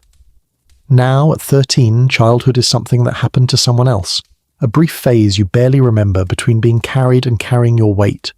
The bird-scaring crew will do this until sunset, then trudge home for supper, then collapse into sleep, then wake tomorrow and do it again. Some of them will continue this pattern, graduating from bird-scaring to weeding to ploughing, for their entire lives. Some will learn trades, marry into different circumstances, or die young from disease or accident. None of them get to opt out of working.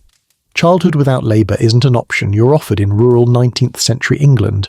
You work, or your family suffers. Simple as that. By late afternoon, you're back in your strip making the final push to finish the weeding before daylight fails. Your hands are numb in that useful way where they've stopped reporting pain and just perform mechanically. The strip is nearly complete.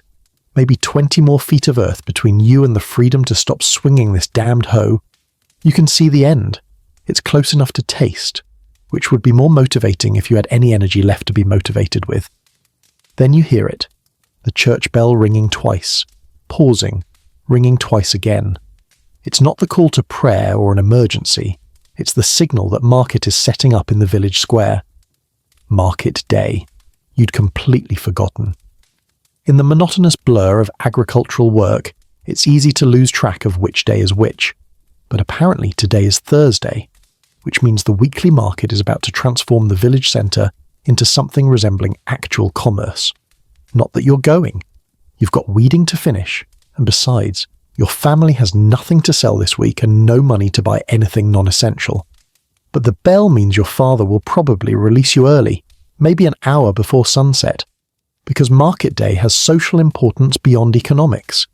It's where information flows, where status is negotiated, where the village briefly pretends to be connected to the larger world of trade and exchange. You push through the final stretch of weeding with renewed energy. The promise of early release works better than any amount of willpower. Your hoe bites through the last cluster of thistles, severing their roots with satisfying finality. Done. The strip is clean, or clean enough that nobody will criticize your work. You carry your hoe back to the lean-to, prop it against the wall next to its siblings, and head toward the village square with the general migration of people who finished early or who have actual business at market. The village square isn't really a square. It's more of a widening in the main road where the church, the alehouse, and a few larger buildings create enough open space for temporary market stalls. By the time you arrive, transformation is well underway. Farmers have set up rough wooden tables or simply spread cloths on the ground to display their wares. The butcher has hung his offerings from hooks under a canvas awning. The egg woman has arranged her baskets with the precision of someone who knows exactly how many eggs she started with and will notice if any go missing. Here's your mainstream historical fact. Rural markets in 19th century England operated on weekly schedules granted by royal charter, often dating back centuries. Market day was legally protected. Only authorised markets could operate, and competition between neighbouring villages' market days was managed through these ancient charters. Your village's Thursday market has been operating since 1347, surviving plagues, civil wars, and economic upheavals. The current market is smaller than historical peaks. Some vendors have moved to larger towns with railway access, but the tradition persists. The variety of goods is simultaneously impressive and depressing. Impressive because you're seeing products from beyond the village, cloth from the nearest town, tools from a travelling merchant, ribbons and thread from someone who claims they came from London, though that's probably marketing exaggeration. Depressing because most of it is far beyond your family's price range.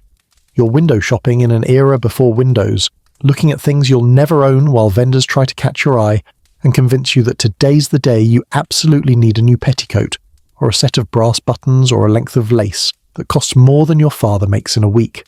The livestock section is pure chaos. Someone's trying to sell a cow that clearly doesn't want to be sold.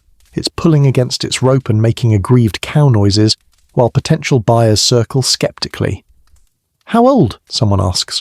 4 years, the seller lies. The cow is obviously older. You can tell by its teeth, which are worn in ways that suggest it's been chewing grass for considerably more than 4 years.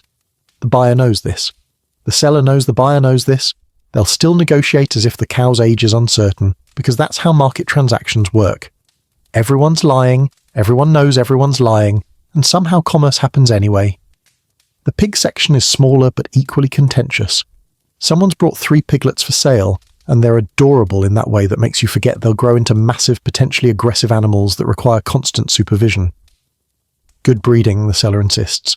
Father was the squire's prize boar. This might even be true, though proving it is impossible, and the piglets look like every other piglet you've ever seen. They'll sell anyway because pigs are walking investments. Buy one now, feed it for 6 months, slaughter it in autumn, have meat for winter. The math is simple, even if the reality of pig ownership is anything but. Here's your quirky tidbit. Some market vendors were professional hagglers who travelled between villages, buying cheap and selling slightly less cheap, making their living on tiny margins multiplied by volume. They were simultaneously essential for distributing goods to rural areas and universally distrusted as potential cheats. Your village's travelling merchant is called Honest John, which is village humour at its finest. He's called that precisely because everyone knows he's not particularly honest. Historians still argue whether travelling merchants were unfairly maligned or accurately assessed as opportunistic price gougers, but either way people bought from them because alternatives were limited. The egg woman calls out prices that seem to fluctuate based on how wealthy she thinks you look. 6pence a dozen, then, seeing someone in better clothing. 8pence. It's dynamic pricing before anyone invented the term. You're not buying eggs, your family has chickens, but you stop to examine her setup because the sheer logistics of transporting eggs without modern cushioning is impressive. She's packed them in straw-lined baskets, each egg nestled individually, and somehow managed to walk here from wherever she lives without breaking more than a handful. The cloth merchant has the most alluring display, bolts of fabric in colours that seem impossibly bright after a day of staring at mud and weeds. There's blue wool, red cotton, green linen, all dyed with vegetable or mineral dyes that cost more than the base fabric. Women cluster around, touching samples, asking prices, calculating whether they can possibly justify buying 3 yards of something that isn't brown or grey. Most will conclude they can't, but the touching and imagining is free. You spot your mother near the thread vendor, probably pricing supplies for mending and sewing. Your family goes through thread constantly. Everything requires repair, from torn seams to loose buttons to holes that need patching. She's examining a spool of linen thread, holding it up to the light, checking for consistent thickness. This is how people shop without consumer protection laws. You inspect everything personally because quality control is something you do yourself or suffer the consequences. The market visit is brief, more social obligation than shopping trip, and as the sun starts its descent toward the horizon, you join the general exodus back toward home. The light is changing, that particular golden quality that signals day's end approaching, and with it comes the understanding that work isn't actually over. Field work might be done, but evening chores await. Animals to tend, tools to clean, a dozen small tasks that stand between you and the possibility of rest. You arrive back at the cottage as shadows lengthen across the yard. Your father and brother are already there, putting away the plough and harness, checking the plough blade for damage. Your father runs his thumb along the iron edge, feeling for chips or dullness that'll require a trip to the blacksmith. The blade is worn but serviceable, which seems to be the permanent state of every tool your family owns. Functional enough to continue using, not good enough to stop worrying about. The animals require attention before humans get to rest. This is the universal law of agricultural life. Livestock first, people second. Animals can't open their own gates, find their own water, or secure themselves against predators. They depend entirely on human management, and that management happens twice daily, regardless of how tired you are. Your brother Thomas leads the pig back from the common grazing land, and together you guide it toward the small enclosure behind the cottage. The pig is a substantial animal now, maybe 8 months old, fattening nicely for autumn slaughter. It's worth actual money, which makes it simultaneously valuable and anxiety-inducing. Every day it doesn't escape, doesn't get stolen, doesn't get sick is a small victory. The pig waddles into its pen with the resigned air of an animal that knows the routine, and Thomas secures the gate with a length of rope and a wooden peg. Not exactly Fort Knox, but adequate deterrence against casual pig wandering. The chickens are returning to their coop on their own, guided by instinct and failing light. Chickens are surprisingly punctual about bedtime. They roost at dusk whether you're ready or not. Your job is to count them, make sure none are missing to foxes or hawks, and secure the coop door. 1, 2, 3, 7, all present. One hen looks bedraggled, possibly being bullied by the others, but she's alive and that's the main criterion. You close the coop door, drop the wooden bar across it, and mentally check chickens off the evening task list. Here's your mainstream historical fact. Poultry keeping was predominantly women's and children's work in rural England, considered less prestigious than managing larger livestock but economically significant. Eggs provided protein and could be sold for cash income that women often controlled. A good laying hen was worth her weight in food production, and families tracked individual hens' productivity with surprising precision. Your family knows which hen is the best layer, the speckled one, which is the worst, the small brown one that's probably past her prime, and which one is broody and trying to hatch eggs that aren't fertilized, the aggressive one near the back. The cow, technically your cow, in that your family owns her sort of, through a complicated arrangement involving previous debts and labour exchanges, is waiting by the gate of the small pasture. She's a patient animal, brown with white patches, and she's been part of the family longer than you've been alive. Cows have names in theory, but in practice everyone just calls her the cow because there's only one and context is sufficient. Your mother emerges with a wooden bucket for milking. The cow needs milking twice daily, morning and evening, and the timing matters because an unmilked cow becomes uncomfortable, then angry, then potentially mastitic. Your mother positions herself on a low stool, bucket beneath the udder, and begins the rhythmic pulling that draws milk in thin streams. She's done this thousands of times, literally thousands, and her hands move with automatic precision. Pull, squeeze, pull, squeeze. The milk hits the bucket with a sound that changes from metallic pinging to liquid splashing as the level rises. You watch from the fence, waiting to carry the bucket inside once it's full. Milking looks easy. It's not. The first time you tried, the cow kicked the bucket over and you learned that cows have opinions about incompetent milkers. You've improved since then. You can manage milking if your mother is sick or busy, but you're nowhere near her level of efficiency. Here's your quirky tidbit. Some rural families believe that talking to cows during milking improved milk production. Historians still argue whether this was superstition or whether the calm rhythmic speaking actually did soothe cows and encourage letdown. Either way, your mother maintains a running monologue during milking. Nothing profound, just weather observations and gentle complaints about her day. And the cow seems to appreciate it, or at least tolerates it better than silence. The milk, once extracted, goes into the cottage where it'll be partially skimmed for cream, which becomes butter, with the remaining milk consumed directly or turned into cheese if there's surplus. Nothing is wasted. The whey from cheese making goes to the pig. The buttermilk from churning gets used in baking. Every drop has value measured in the calories it provides or the pennies it might bring at market. Your father is checking fences, walking the perimeter of the small holding to identify breaks or weak spots that need repair. Fences are constant maintenance. Animals push against them, weather weakens them, and neglect turns minor problems into major livestock escapes.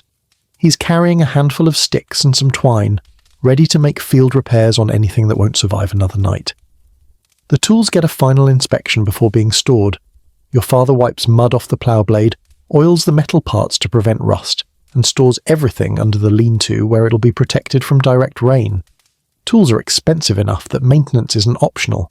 A rusted blade means reduced efficiency. A broken handle means work stoppage and emergency repairs. Better to spend 10 minutes now cleaning and checking than to discover problems at dawn when you're already behind schedule. Your body is cataloguing the day's damage with increasing clarity now that you've stopped moving. Your hands throb where the blisters burst. Your back has transitioned from acute pain to a deep, grinding ache that suggests tomorrow will be worse. Your shoulders feel like they've been detached, beaten with sticks, and reattached slightly wrong. Your legs are trembling with accumulated fatigue.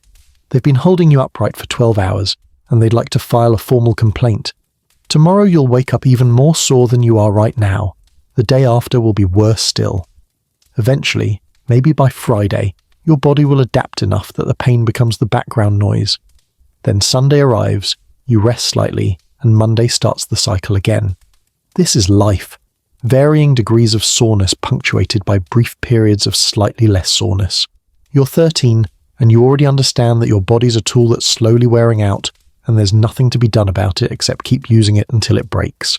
The cottage door opens to reveal your mother already at the hearth, beginning the evening's main event, supper preparation. This is the largest meal of the day, the one that actually tries to satisfy hunger rather than just delay it, and it requires more effort than breakfast porridge or dinner's cold leftovers. Tonight, based on the pot bubbling over the fire and the smell already permeating the small space, you're having pottage again. But evening pottage, which is different from morning pottage in ways that matter when you're hungry enough to care about distinctions. Your mother is chopping turnips and parsnips on a scarred wooden board, the knife blade worn thin from decades of sharpening. The root vegetables go into the pot along with dried peas that have been soaking since morning, a handful of barley and water from the bucket. This is the base. If your family were wealthier, there'd be meat, a chunk of salt pork, maybe bacon, something to provide fat and flavour beyond what vegetables offer. But meat is expensive and reserved for Sundays or special occasions, and this is Thursday evening, which qualifies as neither. Still, your mother has tricks. She adds a spoonful of lard from the ceramic pot on the shelf, enriching the broth with fat that makes everything taste less like poverty. A pinch of dried herbs, sage and thyme from last summer's garden, stored in cloth bags and rationed carefully. Salt more than breakfast got because evening meals deserve flavour. And, because today was slightly better than most, a crust of bacon rind that's been saved for exactly this purpose. It won't add much meat, but it'll flavour the broth as it simmers, turning simple vegetables into something approaching satisfying. Here's your mainstream historical fact. The evening meal in agricultural households typically occurred after sunset, which meant timing varied by season. Summer suppers might be as late as 9 p.m. after a 16-hour workday. Winter suppers came earlier, around 6 p.m., when darkness arrived mid-afternoon. Your body learned to expect food when work stopped, not at any fixed clock time because clocks were for people with indoor jobs and regular schedules. The pot simmers while your mother tends other elements. There's bread. The same loaf from breakfast, now even harder, but that's fine because it'll be dipped in the pottage broth until it softens. She's also frying something in a small pan, sliced onions and a tiny amount of fat. Fried onions are luxury adjacent, a treat that signals this meal is meant to be somewhat special, or at least somewhat less grim than usual. The onions sizzle and brown, filling the cottage with a smell that makes your empty stomach perform acrobatics of anticipation. Your siblings are drifting in from their various tasks, collapsing onto benches and stools with theatrical groans that communicate their exhaustion. Nobody's pretending to have energy left. Your oldest brother John looks like he might fall asleep, sitting upright. Your sister Mary is massaging her hands, which are cramped from hours of spinning wool.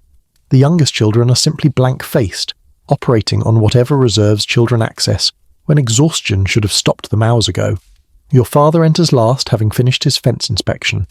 He hangs his jacket on a peg, washes his hands in the basin with water that's been sitting out all day, and is now cold and slightly scummy, and takes his place at the head of the table. This is the signal that supper is imminent.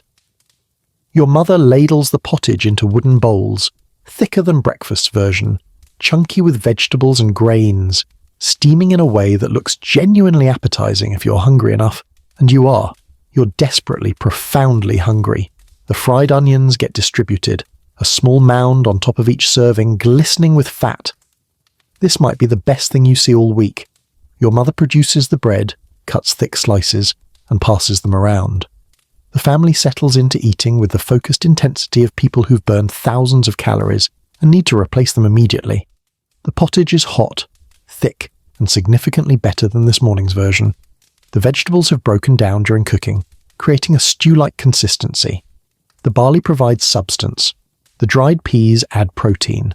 The bacon rind has released enough flavour that you can almost pretend there's actual meat in here. The fried onions are sweet, savoury, and absolutely worth the precious fat they required. You eat quickly, mechanically, soaking bread in broth and shoving it into your mouth, barely pausing to chew. Here's your quirky tidbit. Some agricultural families maintained that eating hot food at the end of the day prevented various illnesses, particularly chest congestion and joint pain. Historians still argue whether this had medical validity or was simply rationalization for why the biggest meal came when fuel could be spared for extended cooking. But warm food does provide comfort that goes beyond pure nutrition. After 12 hours of cold, physical labour, hot pottage in your stomach feels like medicine, even if it's technically just vegetables. Conversation is minimal. Everyone's too tired and too focused on eating. Occasionally someone asks for more bread, and it's passed without comment. Your father mentions that the Eastfields plough work is nearly complete, which is information rather than invitation to discussion. Your mother notes that the laundry dried before rain threatened, which is also just reporting facts. Nobody has energy for actual conversation, the kind with back and forth, opinions, debate. You're all just existing together in the same space, consuming fuel, preparing for sleep. The small beer makes another appearance, passing around in the communal cup. It's the same sour, slightly flat stuff from morning, but it's wet and vaguely nutritious and nobody's complaining. Complaining requires energy nobody possesses. Second helpings are possible tonight because your mother made extra, anticipating the day's level of labour. You accept more pottage gratefully, scraping your bowl clean before ladling in fresh portions. Your younger siblings do the same. The pot will be empty by meal's end, which is the goal. Food that sits overnight risks spoiling, and waste isn't something your family can afford. The meal concludes without ceremony. Bowls get stacked for washing. Tomorrow's problem, not tonight's. Your mother covers the leftover bread with cloth to protect it from mice. The fire is banked down to coals that'll hopefully survive the night. The cottage transitions from place where food happens to place where sleep will hopefully happen soon with practiced efficiency. Your stomach is full in a way it hasn't been since yesterday evening. Full enough that the constant gnawing hunger has temporarily subsided into something manageable. This is satisfaction in its most basic form. Enough food to stop thinking about food, at least until morning. With supper concluded and bellies temporarily satisfied, the family settles into evening mode, that brief window between when work ends and when exhaustion forces everyone to bed. In a world without electric lights, television, smartphones, or any of the diversions that make modern evenings pass quickly, this time is simultaneously precious and challenging. You've got maybe 2 hours before darkness and fatigue make staying awake more effort than it's worth. The fire is the centre of everything. It provides the only light beyond whatever candles or rushlights you're willing to burn, and those are expensive enough that you save them for genuine necessity. So everyone clusters within the fire's circle of illumination, positioned to catch warmth and visibility, while the cottage's corners disappear into darkness that's absolute in ways modern people rarely experience. The shadows move and jump with the flames, creating an atmosphere that's either cozy or vaguely menacing depending on your mood and how many ghost stories you've absorbed. Your mother has retrieved the mending basket, a wicker container that's perpetually full because clothing in constant agricultural use develops holes, tears and structural failures faster than anyone can repair them. She's working on your father's shirt, which has split along a seam in the shoulder, probably from some moment of exertion that the fabric couldn't withstand. She's sewing by firelight, needle and thread moving with the automatic precision of someone who's been doing this for 30 years. The stitches are small even, and strong. This repair will hold for months, then fail, then get repaired again in an endless cycle. Your sister Mary has her own mending project. Stockings that need darning where heels have worn through. Darning is tedious work, weaving thread back and forth across a hole to create new fabric from nothing, but necessary because new. Stockings cost money and worn stockings let in cold and collect blisters. She's using a darning egg, a wooden tool shaped like its name to stretch the stocking and provide a smooth surface for weaving. Her technique is adequate but not expert. The darn will be lumpy and uncomfortable but functional. Here's your mainstream historical fact. Textile maintenance consumed enormous amounts of time in pre-industrial households, with some estimates suggesting that women spent 10-15 hours per week on mending, darning and clothing repairs. This was purely maintenance, not making new clothes, just keeping existing ones functional. When you consider that a working shirt might cost a week's wages, the economic incentive to repair rather than replace becomes obvious. Your family's clothing represents a significant capital investment that must be maintained or face catastrophic replacement costs. Your father is working on something else, sharpening tools. He's got a whetstone and is methodically working the edge of a knife, testing sharpness against his thumb carefully, then continuing with long, steady strokes. Sharp tools are efficient tools, and efficiency matters when you're doing everything by hand. A sharp hoe cuts through weeds cleanly. A dull hoe requires extra force, creates ragged cuts that don't kill weeds effectively, and waste energy you can't spare. So he sharpens. Knives, hoe blades, the scythe that'll be needed for harvest. The rhythmic scraping of metal on stone provides a soundtrack to the evening. You've been assigned spinning, helping your sister finish the wool quota that's due to the clothier. The spinning wheel sits in the corner, and you settle onto the stool to begin the hypnotic work of turning raw wool into thread. The wheel's hum is soothing in small doses and maddening over hours. You pedal with one foot to keep the wheel rotating while your hands draft out the wool fibres, feeding them into the twist that creates yarn. It's skilled work that looks easy and absolutely isn't. Too much twist and the yarn is wiry and weak. Too little and it falls apart. Your yarn is acceptable, but not beautiful. It'll serve. Here's your quirky tidbit. Some households believed that spinning on certain days, particularly Fridays, was unlucky and would result in kinked or weak yarn. This was probably a combination of superstition and the fact that Friday was cleaning day in many households, so dust in the air actually did affect wool quality. Historians still argue whether such beliefs were genuine superstition or practical wisdom disguised as folklore, but either way, your mother never spins on Fridays and her yarn is consistently good, so maybe she's onto something.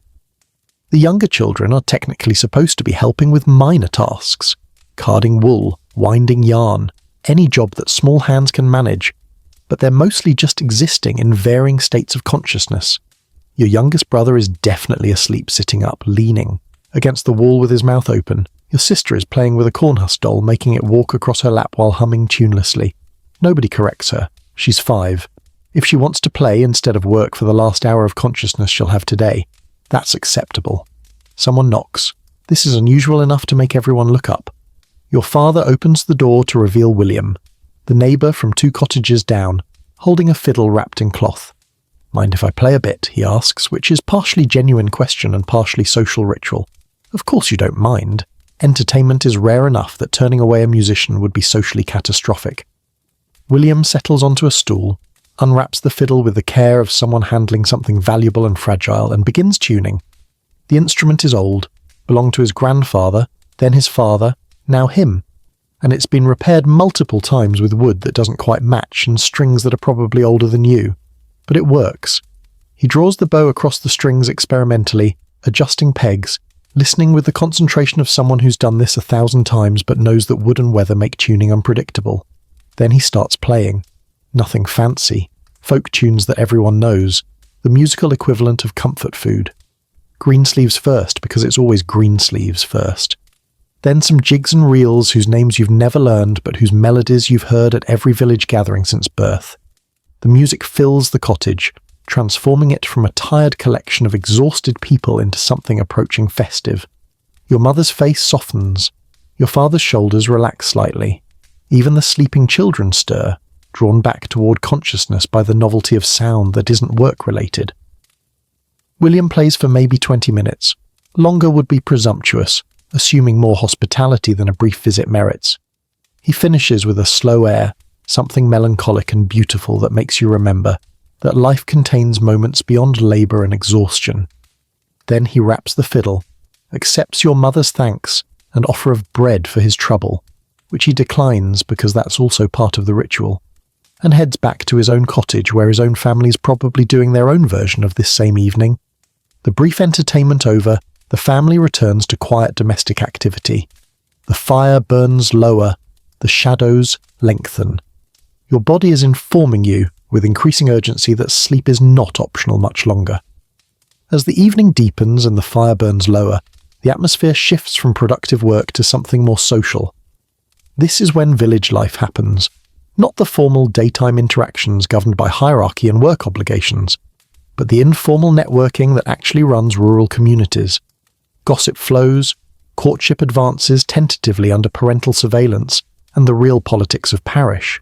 Life get negotiated in ways that would never happen at official meetings. Your oldest brother John has cleaned up more than usual. You notice he's changed his shirt, which is unprecedented for a Thursday evening, and is hovering near the door with transparent intent. He's 17, of marriageable age, and he's been making increasingly obvious excuses to walk past the miller's cottage, where their daughter Sarah also happens to be 17, and also happens to have recently started smiling when John walks past. Your parents have noticed. Everyone has noticed. Subtlety is not John's strength. Going somewhere? Your father asks, which is both question and warning. Thought I'd check on the fences one more time, John says, which is a lie so transparent it's almost insulting. Fences that I just checked an hour ago? Can't be too careful, John says, already halfway out the door. Your mother and father exchange a look that communicates volumes. He's courting. We know he's courting. We'll pretend we don't know he's courting, but he'd better be home by full dark or there'll be questions. Here's your mainstream historical fact. Courtship in 19th century rural England operated under strict social surveillance, with young couples rarely getting time alone until after engagement. Walking together, talking at market, or accidentally encountering each other at the well were all carefully observed by parents, neighbours, and the general village population who had opinions about appropriate behaviour.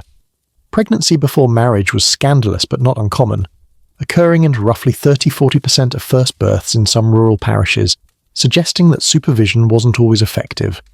Remember the baker's daughter from this morning's gossip? She's a cautionary tale currently being discussed. Which brings you back to gossip, because your mother and the neighbour woman, Margaret, who's appeared at the door with a basket of something, probably eggs to trade for milk, but also definitely here for conversation, are already deep into it. Did you hear about Agnes Morton's youngest? Margaret says, settling onto a stool without waiting for invitation. This is acceptable evening protocol. Neighbours can drop by after supper as long as they contribute either goods or information. The boy with a cough. Worse now, she's tried onion poultices, mustard plasters, and old Hannah's herbal tea. Nothing's working. Your mother clicks her tongue sympathetically. Childhood illness is terrifying in an era without antibiotics or real medical care. A cough can be nothing, or it can be the first sign of consumption that'll kill the child within months. You've seen it happen. Everyone's seen it happen. She should try steaming with chamomile, your mother suggests. That helped when John had that chest cold. I'll tell her, Margaret says, mentally filing this folk remedy alongside the dozen others she's heard. Whether it works is almost secondary to the social act of sharing. Knowledge, demonstrating concern, and maintaining the web of reciprocal information exchange that keeps rural communities functioning. The conversation shifts to more entertaining gossip. Thomas Wright's been seen near the baker's house 3 times this week, Margaret reports, voice dropping conspiratorially even though everyone in the cottage can hear. After dark. The baker's daughter's situation, your mother asks? Precisely that situation. Will he marry her? His mother says no. The baker says yes or else. The girl herself won't confirm he's the father. Margaret leans in.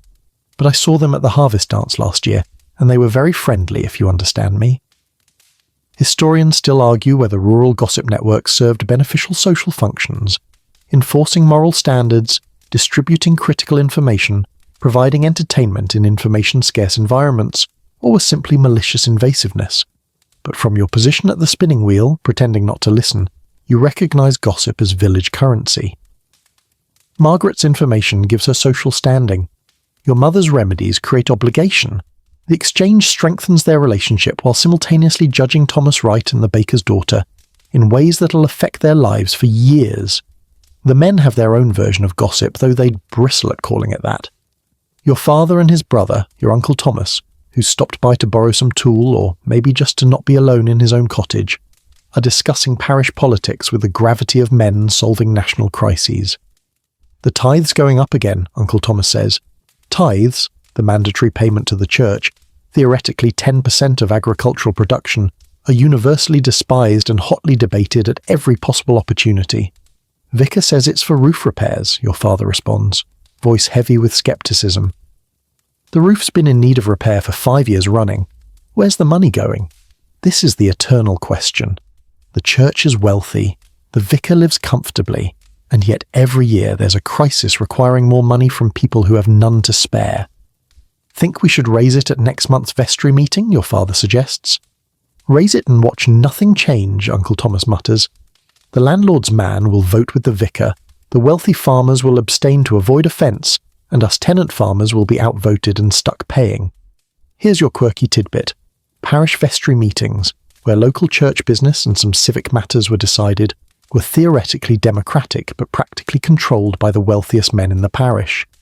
Decisions about poor relief, road maintenance and tithe collection were made by voice vote, which sounds fair until you realise that challenging your landlord's preferences in public was an excellent way to face rent increases or lose your tenancy. Your father will raise the tithe issue, several people will, agree, and nothing will change because power trumps democracy when you're dependent on the powerful for your livelihood. The evening conversations continue, overlapping, interrupting, circling back to favourite topics. Who owes whom what favours? Whether this year's crop will cover rent with anything left over? The scandal of the squire's son gambling in London, the tragedy of the widow Thompson's situation. Still no solutions, just renewable sympathy. Politics, both petty and profound, conducted in a cottage with a dirt floor by people who'll never vote in national elections, but govern their small world through these nightly negotiations. Your brother John returns just as darkness becomes complete, looking suspiciously pleased with himself. Nobody asks questions. Everyone knows. Village life contains no secrets, only varying degrees of official acknowledgement. Bedtime in a 19th century rural cottage isn't a process. It's more of a collapse. There's no brushing teeth. Toothbrushes exist, but are luxury items you don't own. No changing into pyjamas. Those are also for wealthy people. No bedtime stories or tucked-in comfort. There's just the universal acknowledgement that consciousness is no longer sustainable, and horizontal positioning is about to become mandatory. The fire has burned down to glowing coals that provide minimal light and less heat. Your mother banks them carefully with ash, preserving whatever embers might survive until morning, because starting a fire from scratch is tomorrow's potential nightmare scenario.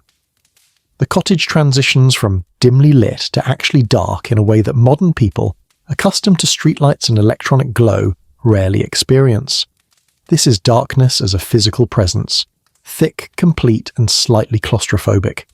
The younger children are already half asleep, and your mother begins the migration toward the sleeping platform. There's no separate bedroom.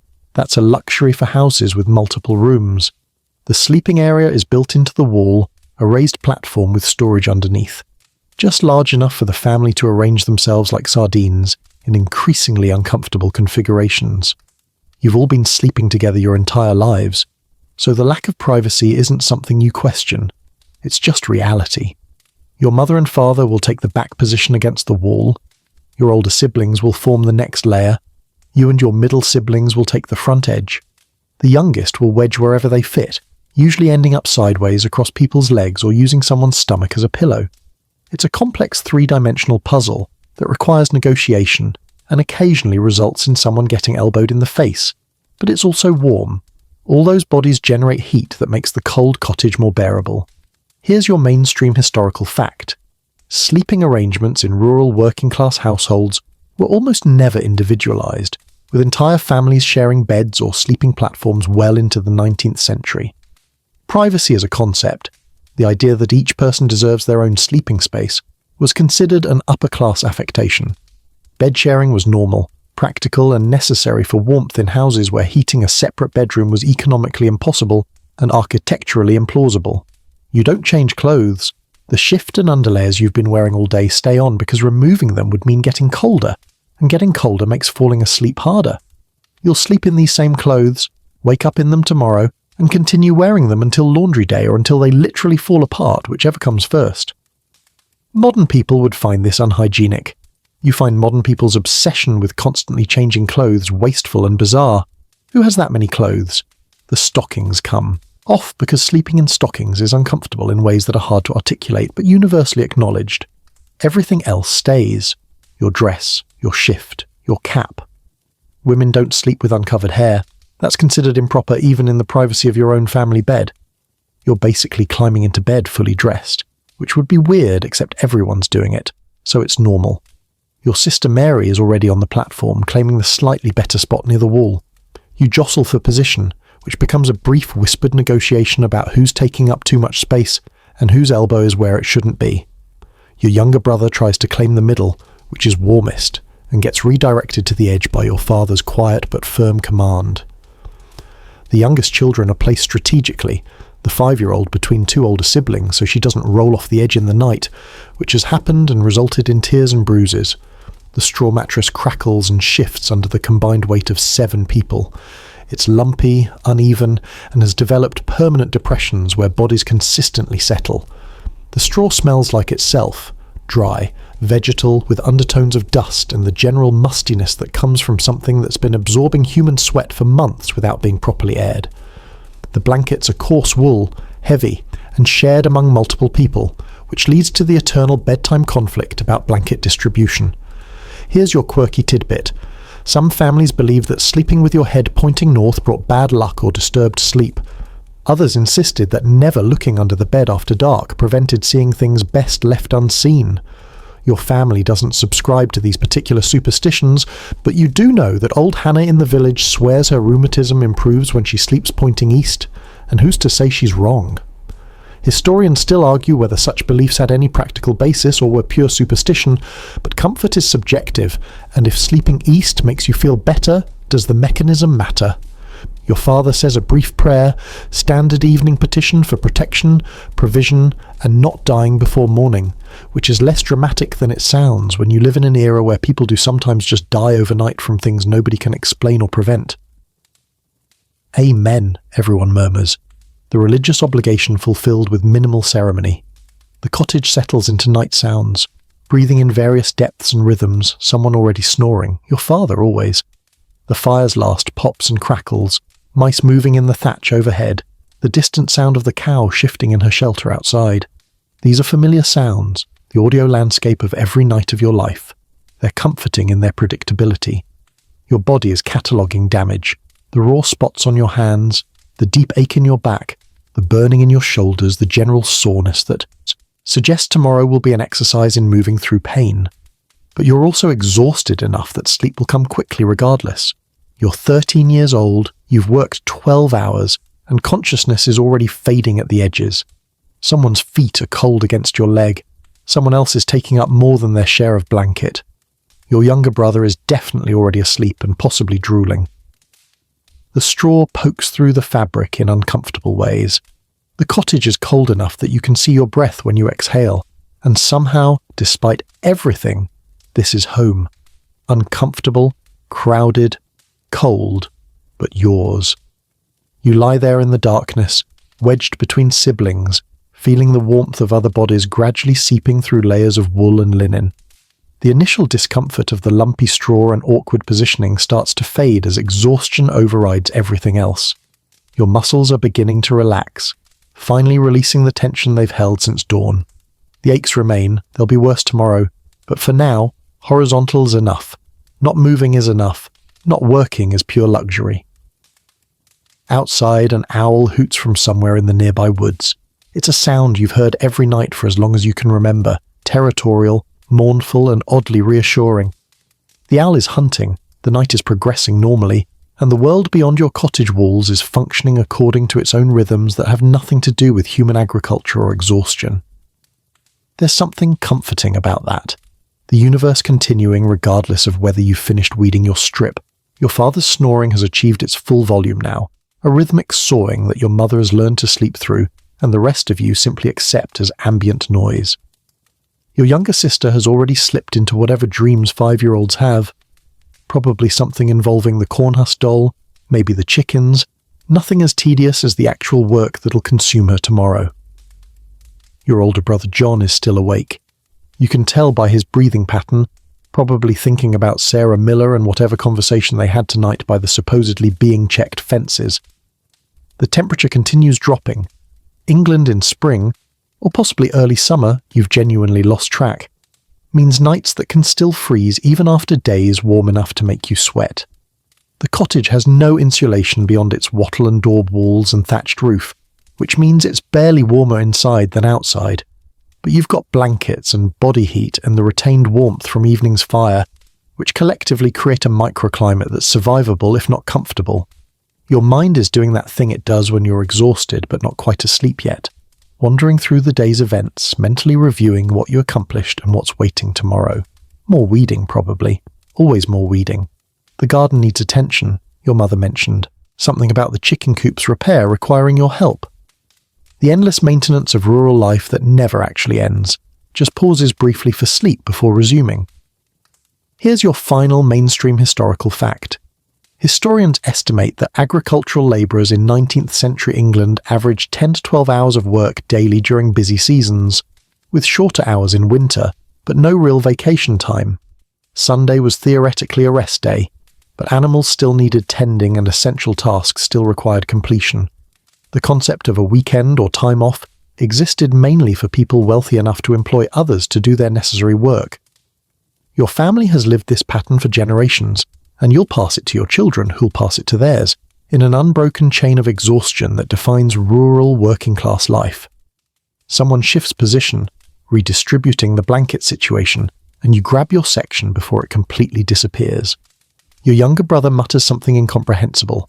He talks in his sleep, always has, usually nonsense but occasionally something revealing enough that you tease him about it the next day. Not tonight, though. You're too tired to store memories for future teasing. The mice in the thatch are active now, scratching, scurrying, probably fighting over whatever scraps they found. This should be disturbing, having rodents living literally overhead, but it's so normal that you barely register it. Mice are part of cottage life, like smoke and cold and the smell of unwashed wool. You could trap them, and sometimes you do, but more mice always appear. They're a constant like weeds or work or waking up sore. Tomorrow will be exactly like today, and the day after, and the week after, and the month after. The seasons will change. Planting will transition to growing, will transition to harvest, will transition to winter maintenance, will transition back to planting. But the fundamental pattern remains: work, eat, sleep, repeat. This is life in a 19th century rural village, stripped of romance and reduced to its essential elements: survival through sustained labour, community through shared struggle, and whatever small pleasures you can extract from the narrow spaces between exhaustion and unconsciousness. Your breathing is slowing now, matching the rhythm of your siblings around you. The cottage is settling, the wood contracting in the cold, creating small creaks and pops that punctuate the darkness. Your body is finally convinced that sleep is permitted, that you fulfilled today's obligations and can rest until tomorrow's begin. And now, as your eyes grow heavy and the sounds of the cottage blend into a familiar lullaby, let yourself drift deeper into this quieter space. The day's work is truly done now. The tools are resting in their places. The animals are safely enclosed for the night. The fields lie dark and still, beneath the same stars that have watched over countless generations of families just like yours, all of them finding their way through the same rhythms of planting and harvest, labour and rest. You're safe here in this crowded warmth, surrounded by the breathing of people who know you completely. Tomorrow will come, yes, with its demands and its aches, but for now there's only this moment. The soft darkness, the settling sounds, the gradual release of the day's tension from your tired muscles. Your hands, so raw from work, are still now. Your back, which protested all afternoon, is finally supported. The cold that seemed unbearable an hour ago has become simply the night air, nothing more threatening than the familiar companion to rural sleep. The owl calls again, more distant this time, as if moving away toward other business. The fire's last embers glow faintly, not enough to see by, but enough to suggest warmth once existed, and will exist again come morning. And that's enough. Tomorrow's work will wait. Tonight, you can simply rest, knowing that this pattern, this ancient rhythm of labour and sleep, has carried countless lives before yours, and will carry yours through, one day at a time, until your own children lie where you lie now, learning the same lessons you're learning about endurance and community, and the quiet satisfaction of a day's work completed. Sleep well then. Let the darkness hold you. Let the familiar sounds carry you deeper into rest. The village sleeps around you, every cottage holding its own family, every family holding its own small warmth against the night. And in the morning, when the rooster calls and the cycle begins again, you'll rise and continue. But for now, just this, just rest, just peace, sweet dreams.